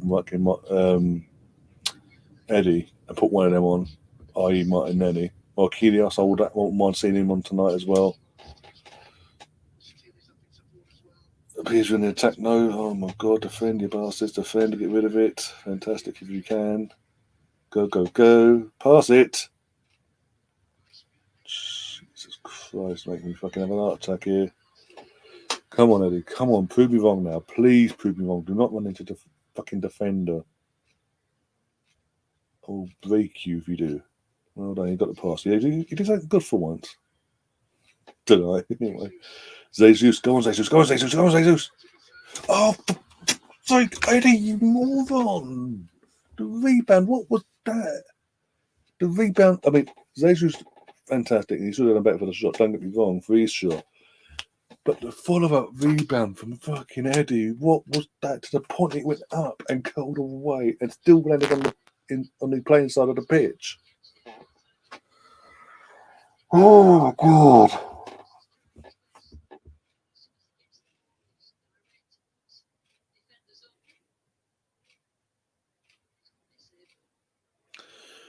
John in the chat says 60-40 now in terms of possession. Sorry.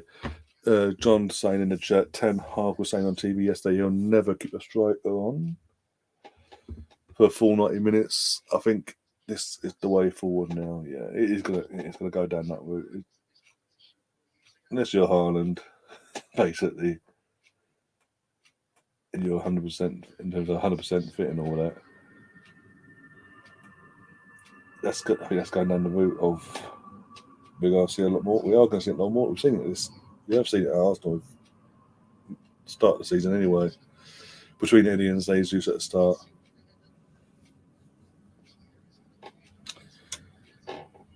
Personally, in that side of things, I don't mind it. But yeah.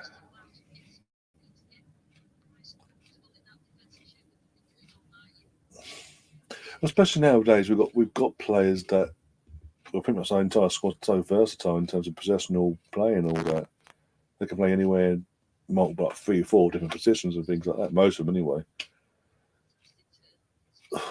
Should do better. Again, he should do better.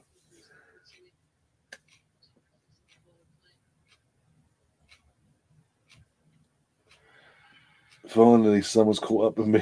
BX, you're on my wavelength. Finally, in terms of Eddie.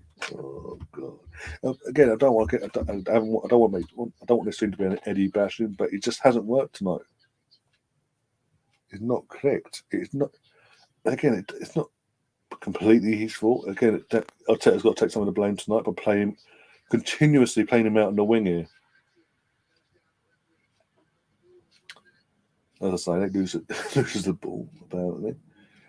Oh dear. Well, we win the ball. No, it just doesn't work. The only way this works is Jesus and Eddie playing at the same time is if Eddie's down the middle and Jesus is on the wing. Jesus has the ability to play out in the wing, do what he does still, and still have that same effect. Eddie doesn't have that about him, clearly, in his game.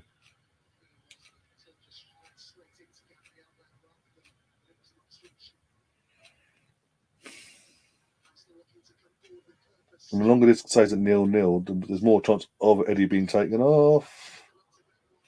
Saka has a shot, and the defender gets a fucking loafing away, basically. And it goes out for a corner.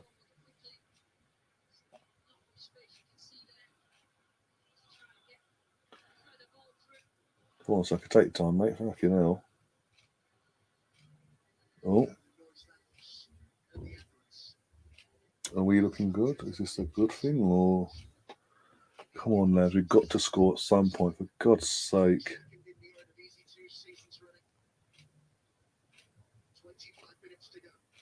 Come on. It's pulled in. Oh, for God's sake.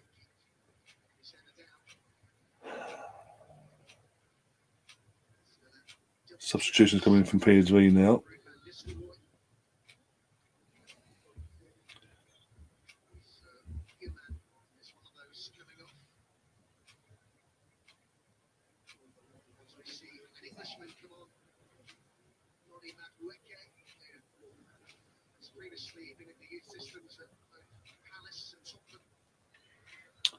Oh God, that was a wasted corner by it was a wasted corner by the way, and appalling. Not from Saka. It's just wasted by where it went basically. No one really, in terms of apart from Jesus, no one really attacked it. I was standing there trying to jockey, and the only one that really attacked it was Jesus. And by the time it got to him, and then mistimed his jump and all that, head boom over. So Till's gone off. Madueke's come on for PSV. There's another sub that I didn't see. I didn't catch their name or anything by the commentator. But number 3 went off and 31 came on. There go Max went off, sorry, and 3 came on. Eddie! Oh, you bastard, you almost proved me wrong. Almost proves me wrong, Eddie. After all the slate I've been giving him all night, he almost proves me wrong. No, it took him over an hour to wake up, but I say that, he went way wide. It looked closer than the actual live action shot than that. For fuck's sake. Oh, we're making subs. We're making some subs apparently. We're making 2 subs. Let's see who coming. Oh, Sambi's going off. From Thomas Partey. Odegaard is coming on as well. So Partey is on for Sambi Lokonga. Yet again, we're going full strength for the last. And Fabio Vieira has been taken. How was Eddie on the pitch still? Fabio's given us more output tonight. You could quite easily put Fabio out in the wing and take Eddie off for Odegaard. You're still. No, that's just bullshit. Not the sub I would have made in terms of Odegaard coming on. I would never have took Fabio off at this moment because he's involved. When it comes to free kicks, he's there. Yeah, Eddie gets a free because you don't want to upset Eddie and bring his confidence down. When you get your chance, take it. No, that's actually pissed me off. That has. Players that actually contributed more to this game are getting taken off over someone who's apart from that shot there, and again it went way wide in the end when I'm watching the replay. It's just no, I can't believe I've seen that. You make subs to improve your team when you think in the situation, not fucking like sub and hope for the best, but keep the worst player on the pitch still.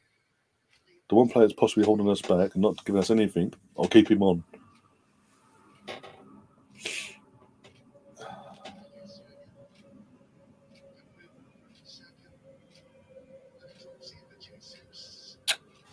Oh, this is going to be 0-0. This has got 0-0 written all over it. It was so wasteful. We're playing better compared to the last 2 games. We're playing better. We're creating. We're just so wasteful though tonight. Gary says, "Wow, bring subs in. Defense gets to defend." Don't say that. Partey and Oddie in. Time to finish this off, says Gary as well.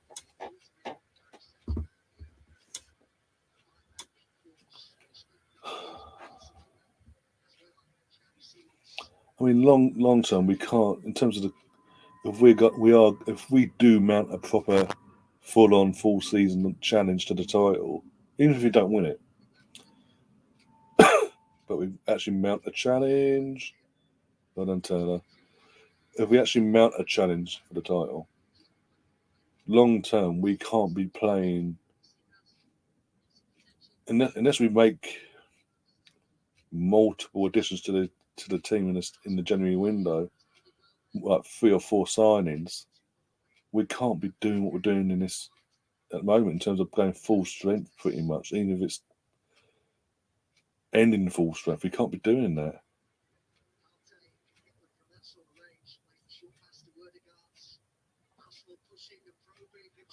Yes, Shaka! What a goal! What an assist from Tomiyasu. Good build-up play involving both subs, by the way, in the build-up.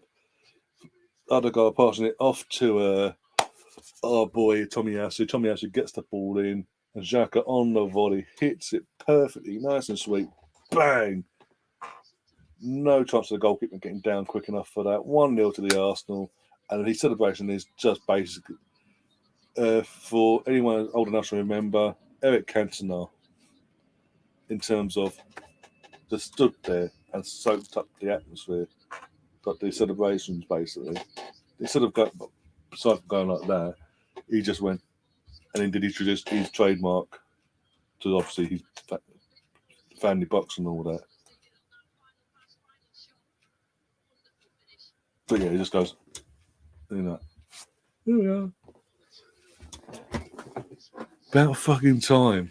Jesus Christ.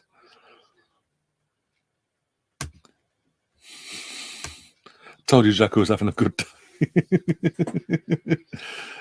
I think a fucking beauty, yeah.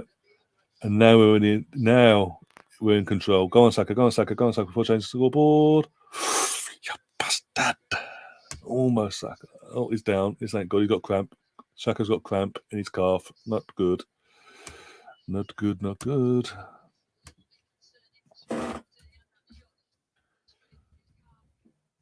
Yeah, this ain't good at all. Literally had a shot and he's gone straight down and he's holding the back of his calf.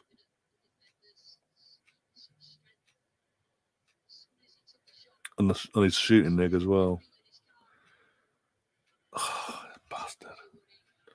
To the Arsenal, 1-0. To the Arsenal, 1-0. No.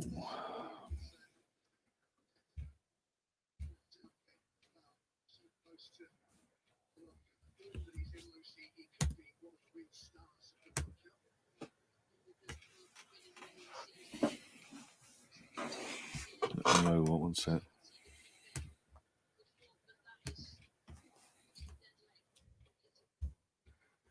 Oh, you bastards. Right? Oh, I did, okay. Let you off this time. There we go. X-Man chopped off, says John. Totally unmarked. No, completely unmarked. Just because I send out Saka now. He's up walking and all that, but there's a limp to him when he's walking. It's not a proper like I'm fine, boss. No injury, sort of. No issues, sort of walking. He's got a bit of a limp, so I think get him off. We've got 3 subs there. Get him off. Don't risk it. Even if it's just a complex, say a dead leg or just a slight pull in the muscle on his calf. Get him off and get Marquinhos on. You know what I'm saying? Yeah. Someone of the ilk on who's a natural winner.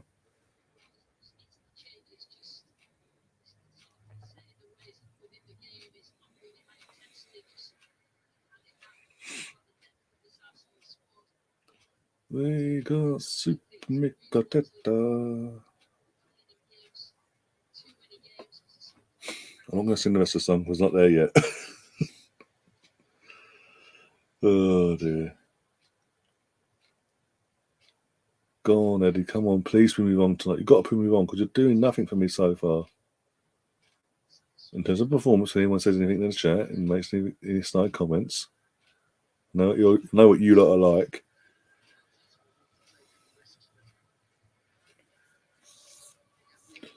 Oh, here we go. Literally ringing around the stadium now is the Tottenham get battered everywhere they go chant.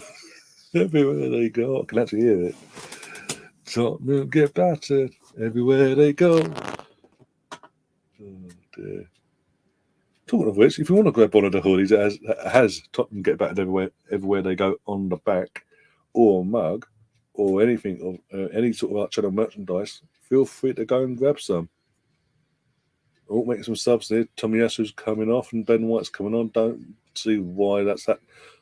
Okay, why is he taking he's off? Why is Eddie finishing the game? Oh, he's got one sub left. Oh, there's our score guy. Why is Eddie finishing the game? Martin Eddie's coming on, by the way. So Eddie's going down the middle, but still.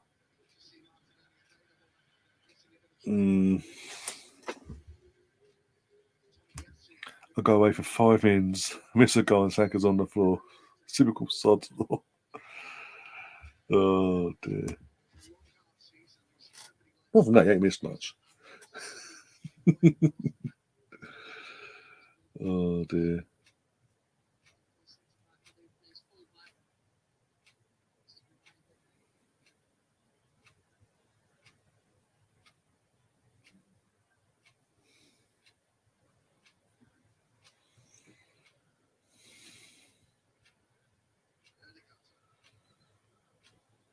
Come on, we've got 40 minutes plus injury time to go.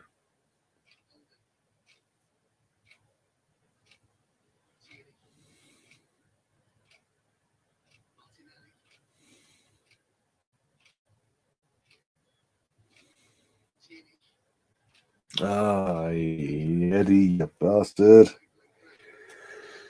I blame Eddie because he moved away from the ball. He knew where Xhaka was trying to place it and he just did that. Oh.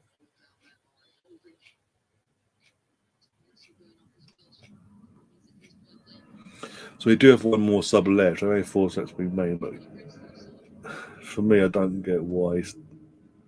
It seems like he's going to finish the game anyway now, so I don't get it. It is what it is, but maybe he wants to give Jesus a bit more respite in terms of coming for the game on Sunday. I can understand that to an extent, but still.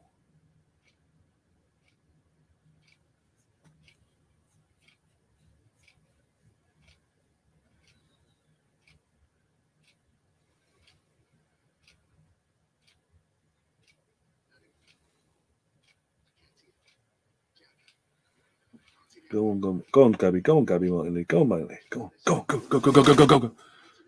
Oh, you overhit it. Oh, you Ben. What you doing?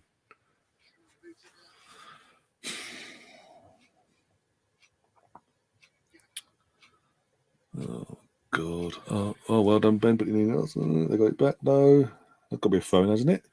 I'll say.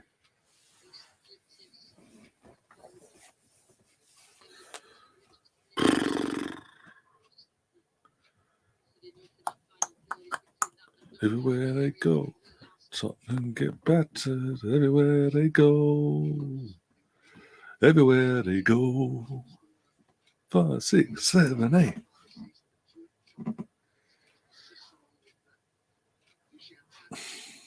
Twenty-one attempts to their 4. 6 on target. That's a bit. You see the 21 attempts, you think, oh fucking hell! But you see 6 on target, thinking, okay, not the greatest, but still.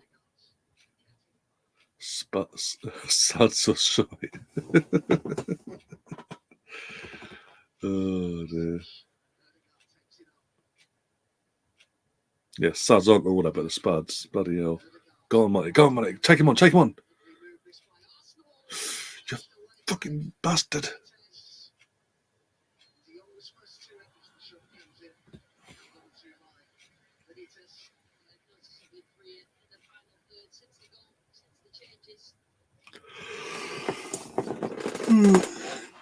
7 shots on target now. To 22. 22 shots at goal, 7 on target. Okay.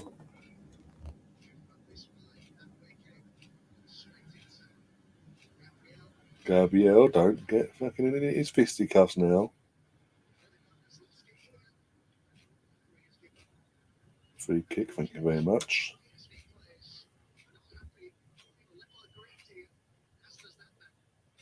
For what? Wasn't let's have a look. He runs into him. Get up. No, you don't have to apologise. I know what you're going about. I was just messing with you, Steve. Don't worry. I knew exactly what you was implying. Don't worry. As soon as Party came on, the game changed, and that's where, John, we need to come January bring in someone else of that ilk, of a Party ilk, to be not just be a backup, but be competition for Party, basically. If that makes sense. But if Party gets an injury or whatever, we're not going, oh, panic stations. Oh, fuck. We can actually go, what, we've got this, we've got player X, basically, just come in and slot in alongside Xhaka and do the job that Party would do. If we can do that in January, the league needs to watch out. Why didn't? Oh, I'm happy. I'm happy he didn't go for it, but why didn't De Jong go for that? Again, I'm happy he didn't. Still, not being enough solid in build up, but still. That's it, mood. Pull out the rest of your hair, mate. 8-10 is going long.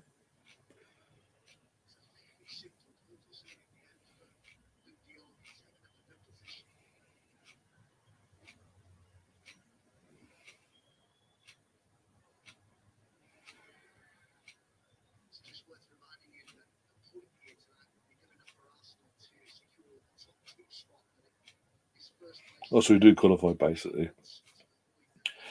Sorry, I'm just listening to commentators. Commentators are saying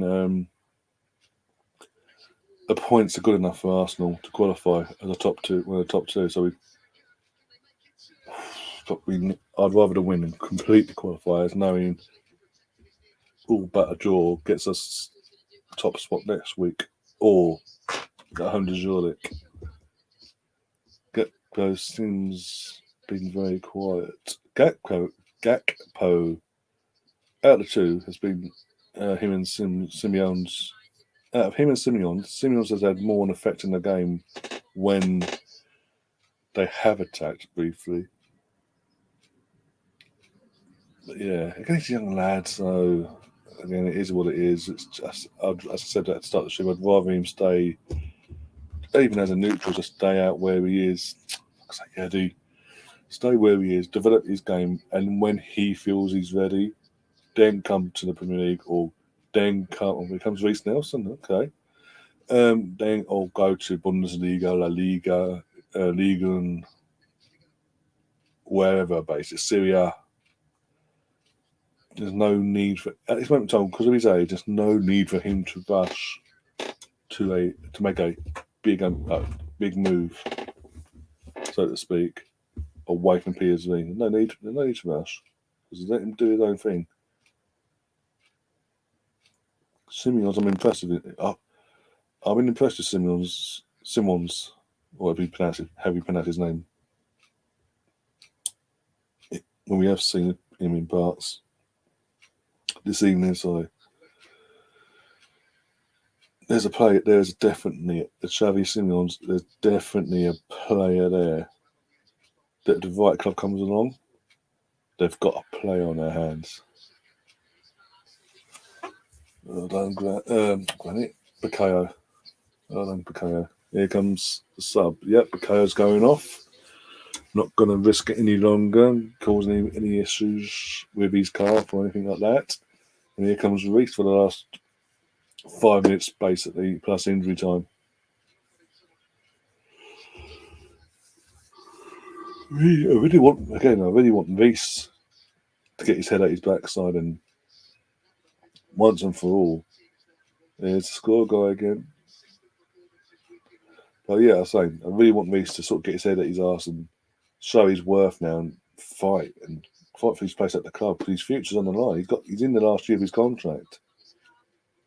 If he doesn't get his head out his backside and prove himself and get himself into the first team regularly via these sort of opportunities he's getting, even if they are a bit part here and there, he could find himself as a free agent in the summer, signing for, with all due respect, a downgrade basically compared to a club like Arsenal. And even then, then confidence gets a bit more knocked. And then what? Basically.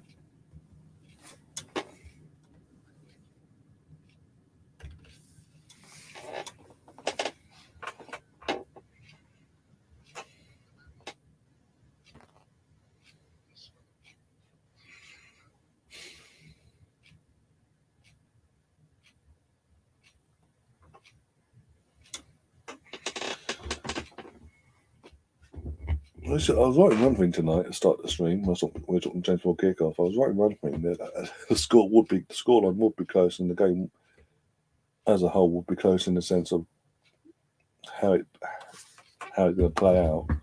But I thought home advantage would come true, and it has so far.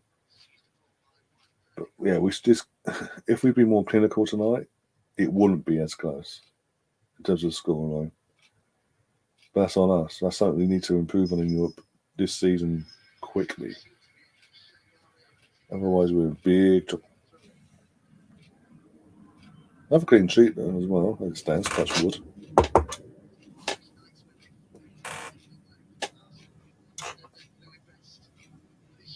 Take your time, Kieran. Fucking hell.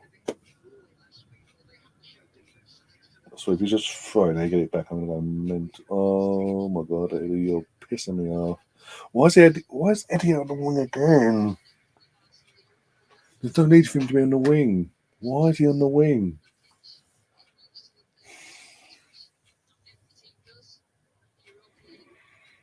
Somehow got a call. That's a goal kick. Somehow got a corner. Somehow. It's been given to us anyway. Could we just let it go so I can enjoy the last few minutes and just be relaxed, please?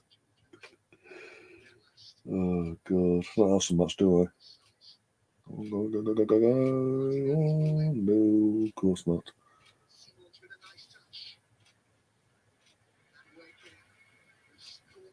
Oh, God, what are you doing that for, you moron? There's no need for that. We had players back covering. Now Tini's now bending over, stretching his legs. Fantastic. And that's why we brought Zinchenko. When's Zinchenko coming back? We need Zinchenko, mate. There's not a dig. It's not a dig at Tini. Just because if without Tini, what's our alternative basically left back? Playing a nice cynical thousand line. No need for it. Again, no need for it. Because now they've got a free kick, an opportunity to equalise. Thankfully, they're a bit of waste. They're more wasteful than us. But hey, Xavi versus Holding. We don't want to see that. We don't. You say that, we're still winning. Holding's got him so far.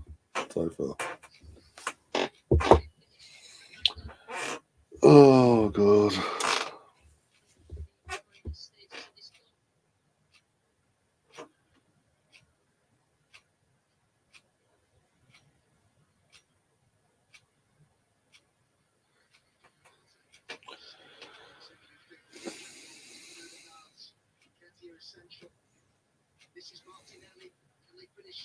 Go on, Eddie. Oh, for God's sake, man. Give me strength.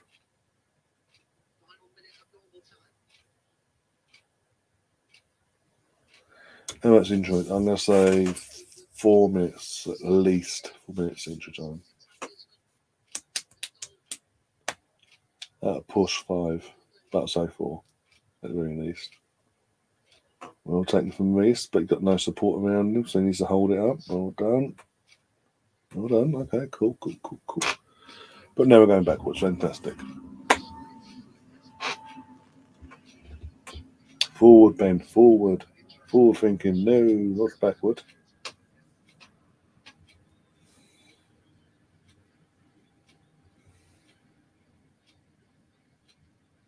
Oh, Gabrielle, what are you doing, man? Communicate. There you go. I was right. 4 minutes. 4 minutes injury time added on. 4 more minutes of me, and then James will pop on for a few more minutes. Then we'll go.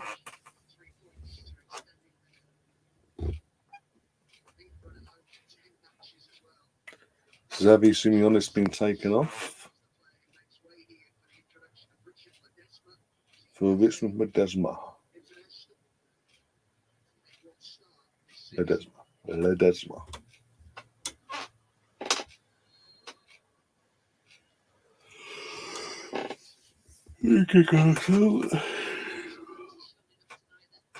And ball from PSV attacker.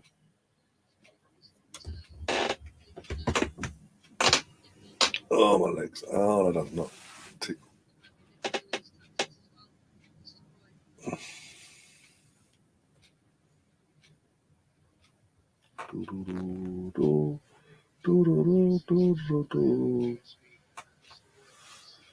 It's safe to say the Nketiah contract was a poor decision.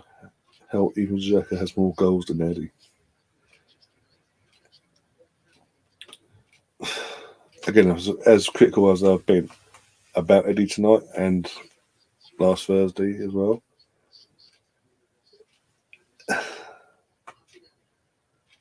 I get what you're saying, but the alternative for Arsenal was either to sign him to a new contract. Okay, they're going to obviously 5-year contract. So if it doesn't work out, if things don't improve this, in my opinion, if things don't improve, it doesn't look like they are going to improve. Overall, by the looks of it, it's going to be a fucking long season with Eddie. Unless he goes back again. If we can get the Eddie we got at the start of the season that came on and was performing the way he was before last Thursday, we're not getting the Eddie we saw from the last 2 games we played from last season and previous seasons. If we can avoid getting that on a consistent basis, there's a player there. It's just if you play that position and positionally again on the wing, he's not comfortable with. He's just not. It doesn't work whatsoever. And we're in a position now where he's a 5-year contract. So as I say, if things don't come to any sort of progress come into this season, he's got 4 years left. We as a club, especially if we're back in the chat, especially if we hold things, don't break our bloody arses, and we are in the Champions League next season, we can then go, okay, look, it hasn't worked out, Eddie. You've got 4 years left. We're going to let you go and see what happens in the summer, basically. Let's just let you go. If any offers come in for a decent price, you're gone. Is that or the alternative of losing him for nothing and having to spend more money on another striker this summer? Put more pressure on the club, knowing that, and again, everyone in know we need more than just the one striker, basically. Look, we'll see. We will see. PSV basically our mid-table Prem team dealt with pretty comfortable tonight. Yeah, we have. I think this is the thing. The scoreline has been very kind to PSV tonight. As I say, we've had, especially in the second half, more so in the second half. Second half was a massive improvement. We were good in the first half, don't get me wrong, but second half, massive step up in performance from the team, created more. and we've just and eventually took a chance, and I can't really complain. I really can't complain at the moment because we as it stands, we're going to win and qualify for the next round. We've just got to down win the get a we've now put ourselves in a good position now, knowing a single point wins us the group now. There we go, full-time whistle, 12 points out of 12. We did it. We made it look harder than it was. As I say, we'd been more clinical. This game would have been out of sight, but we've got the points. That's the main thing. We've got the 3 points. So we're getting to the end, which came out of the 3 points, and now it's literally we're qualified. We are qualified for the next round, but it's about where we finish.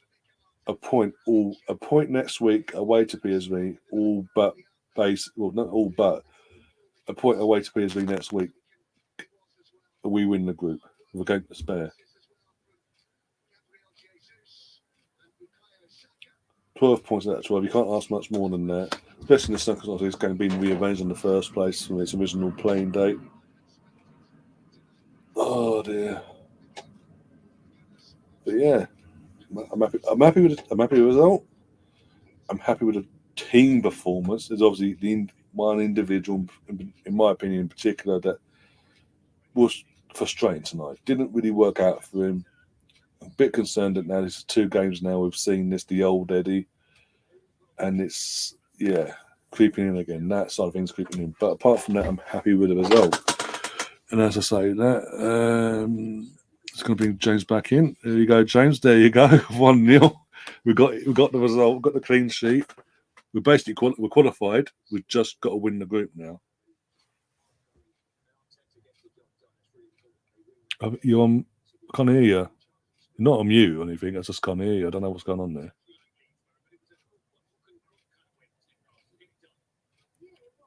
Oh, bloody hell. What's going on?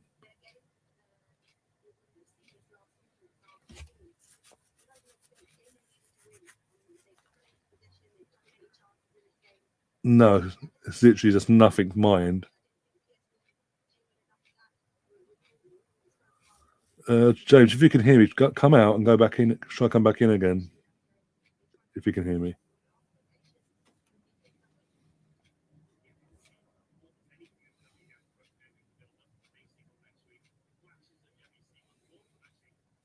Oh, one sec, maybe move that one.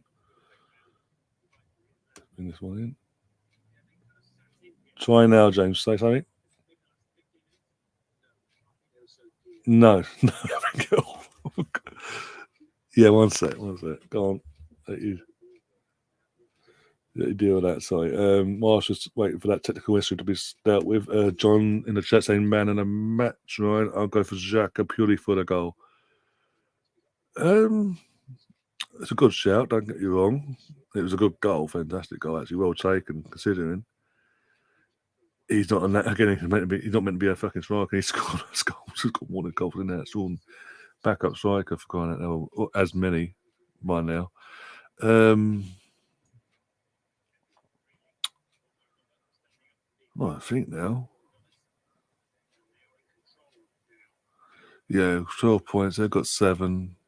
So yeah, we're qualified. We have qualified for the next round of the. One sec.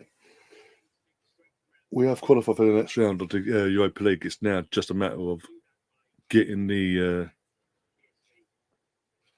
win or the draw next week to win the group. Imagine going to PSV and winning the group there.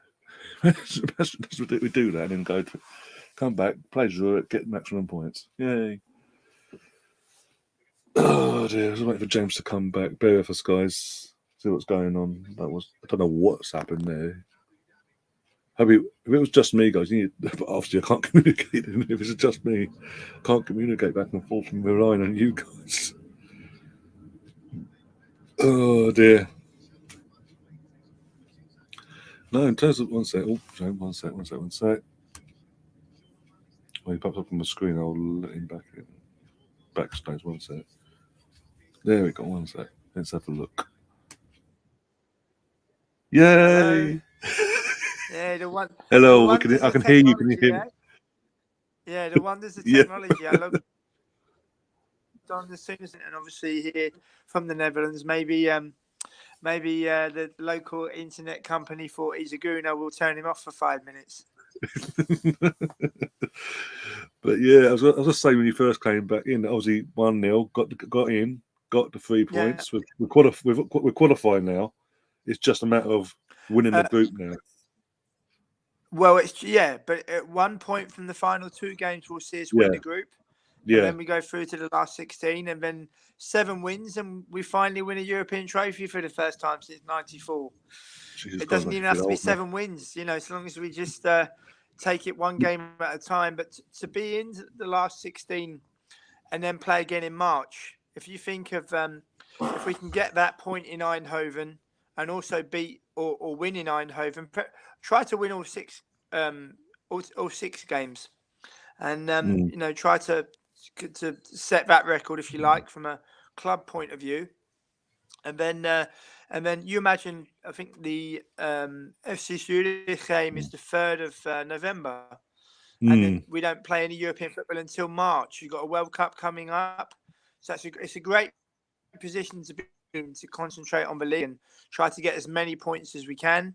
And yes, if we can finish the job, I'd like to see us be serious and try to win our last 2 games and create that little bit of history as well, and show that we go into the last 16 with full intent, which is what it's all about.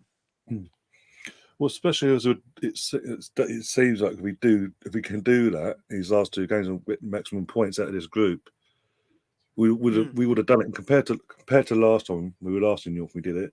This would be pretty much with our first Premier League 11 as well, playing the majority of the games as well.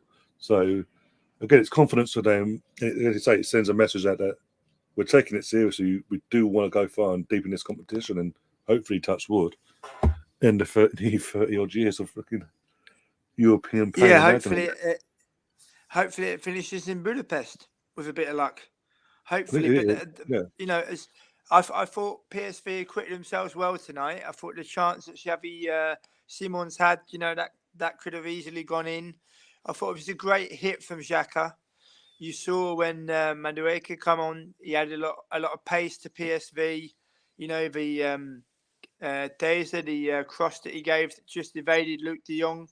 On another day, PSV could have got a point tonight, and I'm sure they'll be motivated in their own stadium next Thursday. Should be a good atmosphere, and looking forward to that. And they also don't want to drop into the they don't want to drop into the Conference League, So they're going to be motivated to try to finish second, and if we can just be professional and do our job, and then look forward to an interesting last 16 tie. Yeah, definitely. And I was just saying this in terms of the performance tonight from Arsenal, from both halves. I mean, the first half was good, don't get me wrong, but it was like a second half. It's like the coaches, not just Arteta, but the coaches, like his assistants and all that. They'd said something had been said because an Arsenal came out and it was like all guns like, no, we want to score. We're going to create more chances, to test the goalkeeper, stretch the defence, and not make it so easy to defend against. Because the first half for me, it was certain parts we were slow, lethargic, and very passive in our build-up play, and it was very easy to defend against because it was so passive and so slow. Second half, as I say, came out, we had a bit more pace to it, and as soon as we had a bit more pace to our game, and we started creating a bit more. Saka, basically everyone was creating something and getting involved in the game and stretching and causing problems, and eventually it paid off. Indeed, I think it's been mentioned. I think it's been mentioned, as it's been mentioned in the chat. I think the substitutions of Odegaard and Partey, especially Partey in particular, that changes the game in terms of us finally being clinical and getting that goal in the end. Absolutely, and I think Odegaard's growing in stature as well. I think I'm just amazed by Saka, by his age, by his tenacity, and just delighted to have him. And I'm really impressed with the work rate of Nketiah this season, Ryan. I've watched him play live in the games that I've attended, and he works. I mean, there's never been an occasion where he hasn't worked, but you see that the extra determination that he's got, you can see that this season, and I think that it's going to really pay off in the long run, because I know we're top of the league and I know we're 4 points clear, but the objective remains to win a trophy. That's the objective. To win a trophy. You know, we haven't won the League Cup since 1993. One thing I would say, which people might think what I'm about to say is a little bit strange, but hear me out. We talk about Champions League football, and it's about players accruing experience. Now, Ramsdale has been doing really, really well this season. I would like to see him play in Eindhoven. I would like to see him play at home to Zurich. And the reason being is because people talk about Champions League, right? And if we do qualify for the Champions League, how can you have a number one who's extremely competent, but yet has never played any form of European football? So if we can help him by giving him the shirt in Eindhoven or giving him the shirt in Zurich, to give him that extra experience, so that if we do qualify for the Champions League and we do go to the latter stages of the Europa League, then he might not be so phased. And it's just to help him in the long run. So I think that's something that needs to be done and something that needs to be looked at. Because you imagine next season lining up in what is the last Champions League, or what will be the last Champions League before it turns to a Super League in everything but name. You imagine Ramsdale in a tunnel in the Camp Nou, or in a tunnel in the San Siro, or in a tunnel in the Allianz Arena, having never played any form of European football. So we've also got to do him a favour now. He's an excellent goalkeeper, but we've got to think about giving players experience as well. I mean, as you say, Party tonight, you know, that kind of nuance of bringing him on as a sub, I think is a great tactic. And for me, although we're doing excellent this season, we've got something to shout about. The away fans at Ellen Road in particular last Sunday, that's one of the best away ends I think I've ever been in all my years of supporting Arsenal. And you know, I think that we've got to not lose sight of the fact that we've got to win a trophy this season. For all the plaudits, which is rightly so, for all the hard work of the players, if we don't win anything this season, then it will be a little bit, you know, after the Lars Med show, if you like. But we've got to be confident, and as long as we can get our hands on one of the four, I shall be a happy man. Oh yeah, 100%. And I said start the season, in terms of our ambition, it was to get ourselves over that top four line in terms of league position. But to win a cup, I want us to win lift a piece of silver. That's what any sport's all about. Be an individual or team, is to win. Is to win silverware, to lift trophies, and we've grown up in it. We've grown up respectively in an era where we've been lucky enough to see our team win the majority of our historic FA Cups, the League Cup, a couple of League Cups. In that, was it 87 and last time in 93, as you mentioned. We've become closer since. We've won a few league titles along the way, the European Cup Winners' Cup, but again since then, historically, our European finals we've got to, the three of them, we've had a bit of an upset. Not an upset in terms of we were the favourites or anything, but an upset in terms of we didn't have enough basically to get over that line. In 2000, in 2006, we got. There's multiple things that went wrong in 2006, but then most recently, a couple of years ago, in 2019 in Baku, we got absolutely found out in the second half of that game. Yeah, and also the occasion. I mean, I remember speaking to a Guna friend of mine in Amsterdam before that European season kicked off. And I said the finals in Baku in Azerbaijan, and he rolled his eyes as if to say Baku of all places. And I was fortunate. I mean, I attended all the European home games that season, apart from Karabag. And apart from Qarabag and Valencia, with Qarabag, I made my bed with attending the Huddersfield game. And with the Valencia game, I was slap bang in the middle of moving house. So I couldn't say to my partner, I'm off to the Arsenal, because we were in the middle of moving house. So don't mind me, love. I'm going off to go back to London. No, I decided to take seriously my commitment. But I still look back on it. You know, we had Sporting Lisbon, we had Voska Poltava, we had Bati Borisov and Rennes and Napoli. So you know, you can't be too unhappy about that. But this is a great opportunity, you know, to think that the dynamic has changed. We can be with one more point officially in the last 16. You know, West Ham reached the semi-finals last year and were unlucky. And if we can just be showing 10, you know, we've got to respect every opponent. You can see that some Gooners, Ryan, are already worried about the Champions League dropouts. As I said at half-time, I'm not. I'm more concerned with Betis. I'm more concerned with Sociedad, and I'm more concerned with Rennes. But that's just my personal opinion. I kind of agree, because if you look at you mentioned at half time, some of the names, Barcelona's, Juventus's of this world, even Atletico Madrid to an extent, they're not the same team. If that makes sense, they're not coming down. It's in terms of Barcelona, for example, they're not the Barcelona of old. This is a revamp they're going through, a rebuild they're going through, what you want to call it. Juventus, again, another rebuild, and we're seeing even domestically their struggles they're going on. There's talk about Allegri any day now could be given the boot. Even though historically they don't do that, there's upset in the board there.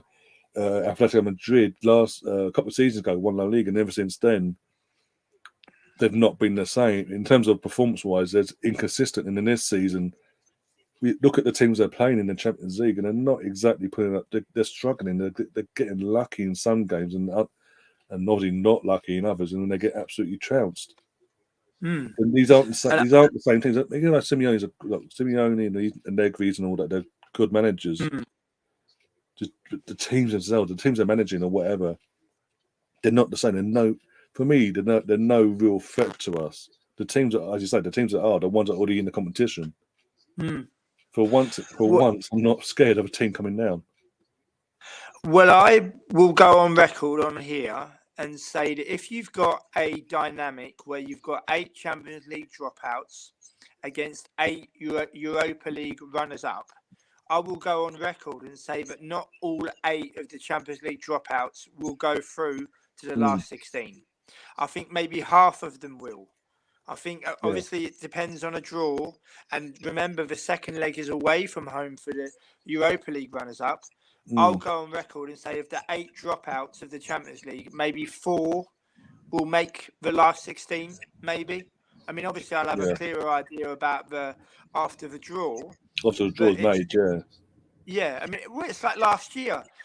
Everybody was saying Barcelona were going to trounce Frankfurt. Everybody. I think that Frankfurt were priced at 8-1 to win in Barcelona. Now, I jumped on that, of course, and look what happened. And everybody said, no, Barca will win, because they dispatched of Napoli. But yeah, like Napoli, I spoke to a player who used to play under Luciano Spalletti, Michael Lum. He played under him at Zenit St. Petersburg. And he would tell me that they used to have training sessions where Spalletti would have fist fights with players. Oh, for God's sake. Training. Fist fights. So for all the plaudits that Napoli are getting, you know it's going to go like a firework where it will just die out. You know, they're powerful now, but in February, March, I think they will slowly fade away. I really do, and I think I think with the dropouts, it's going to be very interesting. I think maybe 4 will go through. I'll come back on that prediction once the potential draws are made.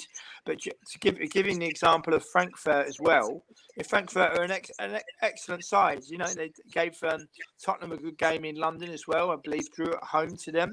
They don't look out of place in a difficult Champions League group. So I think it'll be very interesting. We've also got to enjoy the journey. I mean, it's great to be able to look back, Ryan, and think, we was there at Napoli at home. We was there at Rennes at home. We was there at other European nights because, being very lucky to have experienced them, they're priceless memories. They really are. So, be proud of that. And I really enjoyed speaking to you tonight. I think the format we did was really, really good. Yeah, no, absolutely problem. I enjoyed it myself, and I believe everyone else has as well. And obviously, we'll have you back on next week for the preview in the away leg, hopefully. Away game. Yeah, no, absolutely delighted. I've been more than happy to join you again. I'll be travelling down from Amsterdam to Eindhoven on the Thursday afternoon. So we can maybe do a short half an hour, 45-minute show on maybe the Monday, Tuesday or the Wednesday, if that's convenient with you. Yeah, I think now. Shouldn't be a problem. I'll double check the schedule, but yeah, either Tuesday or Wednesday would make more sense because obviously it's been close to the game. Yeah. But we'll sort that out over the weekend. Okay. Yeah, appreciate you coming on and be patient with me as well.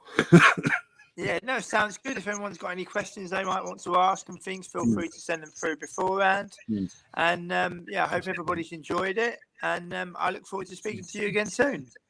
Yeah, also lastly, because I mentioned this, a comment came up in the before he went off at half time for the second half. I'm going to turn into a question because it involves Ten Hag of Ajax. Breaking about Cristiano Ronaldo refusing to come on yesterday against Tottenham as a sub, and he's now been frozen at the first team. Are you surprised? Because obviously you know Ten Hag in terms of Ajax and all that. Has he ever had to do this before in terms of having to control a player in a way that we're seeing now with Ronaldo, where he's having to discipline him because if he doesn't, it's so ridiculous. Well, to give you an example, we're talking about one of the greatest of all time. So, of course, the dynamic is different. Dick Advocat was asked the same question in the preview to the game tonight, and he commended Ten Hag for saying that I'm not going to deal with it tonight. I'll deal with it tomorrow, and he thought that was very mature of him. Ten Hag has always been a slow starter. It was the same at Go Ahead Eagles. It was the same at FC Utrecht. It was the same at Ajax, and it's now the same at Manchester United. He's always been a slow starter. I've noticed in the early press conferences he was translating literally from Dutch to English, but he started to do that a little bit less now, which is a clever move. And I think that he will have a good season, but he will be judged on the trophies that he wins. Because, you have to be seen to be winning something with Manchester United. And I think, with René van der Gijp, who was alongside Advocat, he gave a fantastic example tonight on the Veronica football show where the game was shown, where he said that the likes of Cruyff, the likes of Maradona, the likes of Pelé and Ronaldo and Messi, you can't ask them to go and warm up 3 times and keep them on the bench. You just can't do it because they're a completely different category. He gave the example. Can you imagine Johan Cruyff at Ajax coming back to Ajax at 37, being asked to warm up on the sidelines and the manager not put him in on the pitch? They'd be calling for the manager to be locked up, in his words. So I think it really is a precarious and special case with Cristiano, but I think Ten Hag wins, and if he can win a trophy in his first season, then I think that will be a good start for him. But there's also a long way to go, of course. Yeah, definitely. I thought, obviously, because as I say, Ten Hag has had obviously good success over in Ajax as well over the recent years, built the fantastic teams that he's built. I just want to know if he had it, even obviously different ilks, but any sort of similar incidences, and what is the impression of Ten Hag at United so far from the Netherlands point of view? Well, first and foremost, they're proud. They're proud to have one of their own managing arguably the biggest club in the country. That's the majority of its pride. They keep a close eye on him. There's been no official report from the NOS, the Dutch version of BBC, if you like, where they go and speak to him one-on-one. I think that will happen as soon as possible. Yeah. But, I said on my contacts, he started his job before the season ended. He was still Ajax manager when he started his job as Manchester United, where he would, double check the squad, go through it with a fine tooth comb, and he's he's always been a slow starter. You know, but Yeah. he did some amazing work at Go Ahead Eagles. I think what he did there to get that club up for the first time in 17 years and have them giving a good base. You know, they're an Eredivisie club now. Utrecht, getting them, you know, with European competition and getting them ready to go and face that.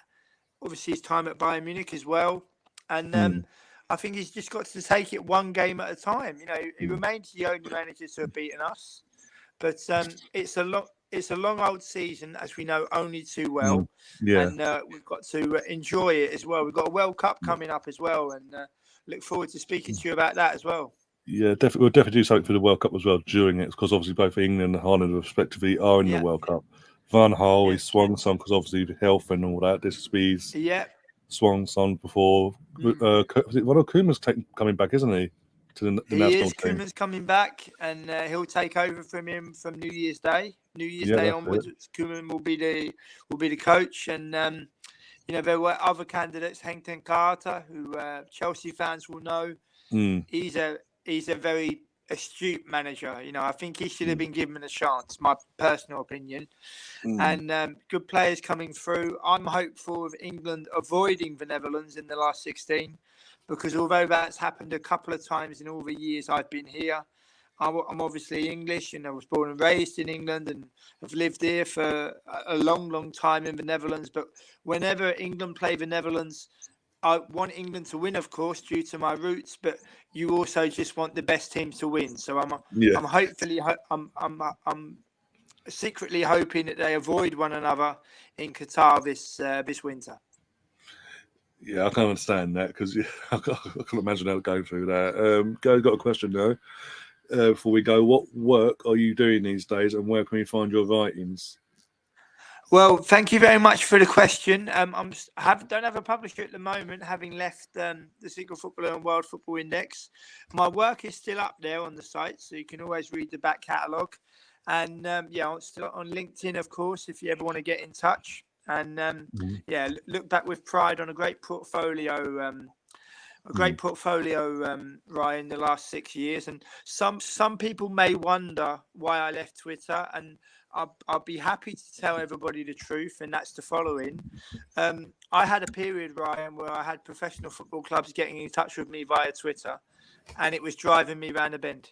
It was, you know, if you work for Millwall, Queen's Park Rangers, Charlton, and you are a media executive at one of these clubs, and you are getting in touch with me to help you to secure that manager's phone number or to secure that player's phone number because I've spoke to him, it was driving me round a bend because obviously I have my life here in the Netherlands, but if I was in their position, I would never, ever, ever get in contact with strangers on Twitter who have spoken to certain players.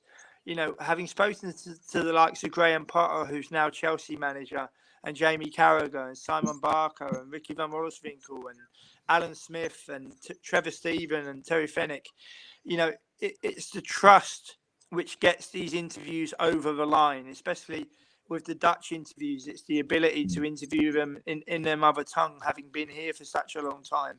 So it was kind of driving me a little bit doolally, where I thought to myself that although it's great to have a great following, if I can just protect myself, I was just trying to protect myself, where you don't give the media executive at a professional football club the ability to say, oh, I'll just get in touch with James and James will sort it out. I'm not employed by the club. If you want to employ me, you can, but then the club has to come to me. So that's why I'm only on LinkedIn these days. But great to be back on your channel, and we will speak again soon. Yeah, 100%, mate. And as I say, hopefully we'll get you back. We're going to get you back on next Tuesday or Wednesday once I'll get my schedule out and then get back with you on that. And hopefully, obviously, stay safe in PSV. You have told me before, as we mentioned in the chat, by the way, that there's been incidences at the Emirates tonight in terms of seats being ripped out and flares being flung. Flares being flung tonight as well. Tonight as well. Gary mentioned it in the chat. I'll just get the comment up now. Bear with me a moment. It says PSV fans throw flares at Arsenal supporters and rip up the seats in the away section. But you told me about this before, man. Yeah, So I'll just elaborate for Gary because he was the one that gave the message. Hi, Gary. Hope everything's well your end, pal. Yes, I spoke to this with Ryan because they have been banned by the Amsterdam City Council from attending the away match at Ajax on the 6th of November due to their behaviour in the Super Cup, where they were done for anti-Semitic chants and also stadium destruction in the Johan Cruyff Arena. So they've got previous in that respect. From my point of view, with full command of their native tongue, I don't expect anything to happen to me next Thursday. But I'll have to tell you a story on the follow-up after PSV, because obviously when I go to the away end next Thursday and I greet stewards in their mother tongue, they will probably think that I'm a PSV fan. But thankfully, I've got my Dutch permit card, if you like, which I have due to Brexit. And that's got my place of birth, which is London, on it. So hopefully they'll fully understand and they won't give me any aggro. But I'll have to tell you if there are any anecdotes next Thursday. But yeah, we will catch up and speak more often. And it's been tonight. Really enjoyed it. Yeah, 100%. And obviously, if hopefully, touch wood, everything does go well in terms not just result-wise, but with yourself as well at the game. We'll catch up on the Friday or something. Literally, have a quick catch up, discuss how the game went and how things went with you yourself, being in the stadium itself, and how your perception is. Yeah, looking forward to it. And I'm looking forward to the train journey home. That'll make you laugh, because normally my journey home from an Arsenal game involves flying back in the early hours from a UK airport back to Schiphol. But with Eindhoven, all I've got to do is get the train home. I can sleep in my bed. Exactly. Just jump on the train. So that's what I'm looking forward to after the game as well. So that'll be good fun. But really enjoyed tonight. I hope everybody else did. And great observations by Gary and John as well. And we'll speak again early next week, Ryan. Yeah, definitely. And if anyone that's new to the channel, do subscribe, do smash that like button and all that. If you want to become a member, all details going across the screen, 99p or £2.99. I know there's a cost of living crisis going along, so that's why the prices are so low. And you can, obviously, it's a month-to-month thing, so obviously if things do get tough, you can always come away, because obviously there's bigger things you have to pay for, obviously, than being a member, obviously. So that's understandable. Apart from that, thank you, obviously, all coming along and obviously taking part in the chat as well. And thanks to James again for obviously coming along and being very patient this week, because I've been a bit of a pain in the arse we have been trying to sort something out individually, but something's always got in the way up till, so we just thought, you know what, we'll do this format tonight and see how it went. And hopefully you guys have enjoyed it. And in terms of the channel, we are going to be back on, what day is it today? Thursday. So Saturday for the Match of the Day stream, because I know Arsenal aren't playing, but we're going to keep an eye on our teams in and around us and all that, just as always do. And we've got a mega watch along. Literally, it's back-to-back games in 2 games in one stream. The Arsenal women away to Liverpool. And again, like I said earlier, massive plaudits to them after what they did last night. Going away to the European champions and getting that result. Even I didn't expect that. And I'm a massive plaudit of our women's team. So we will be covering, as I say, we will be covering the 12 o'clock, go live about 11:15 in the morning. The quarter to 12, in the morning on Sunday. 12 o'clock kickoff for that, and then straight as that finishes, the men kick off away to Southampton.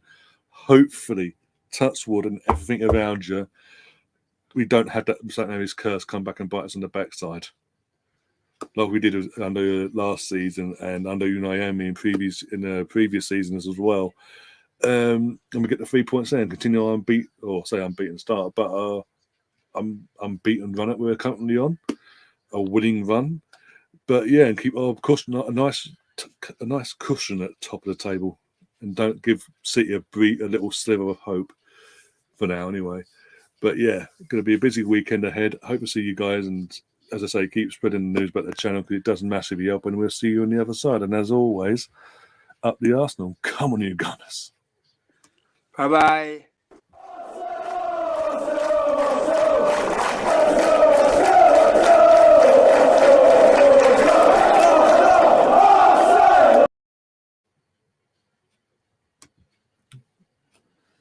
it would be great if you could end. You won't let me end. Oh, this is interesting. StreamYard will not let me end my stream.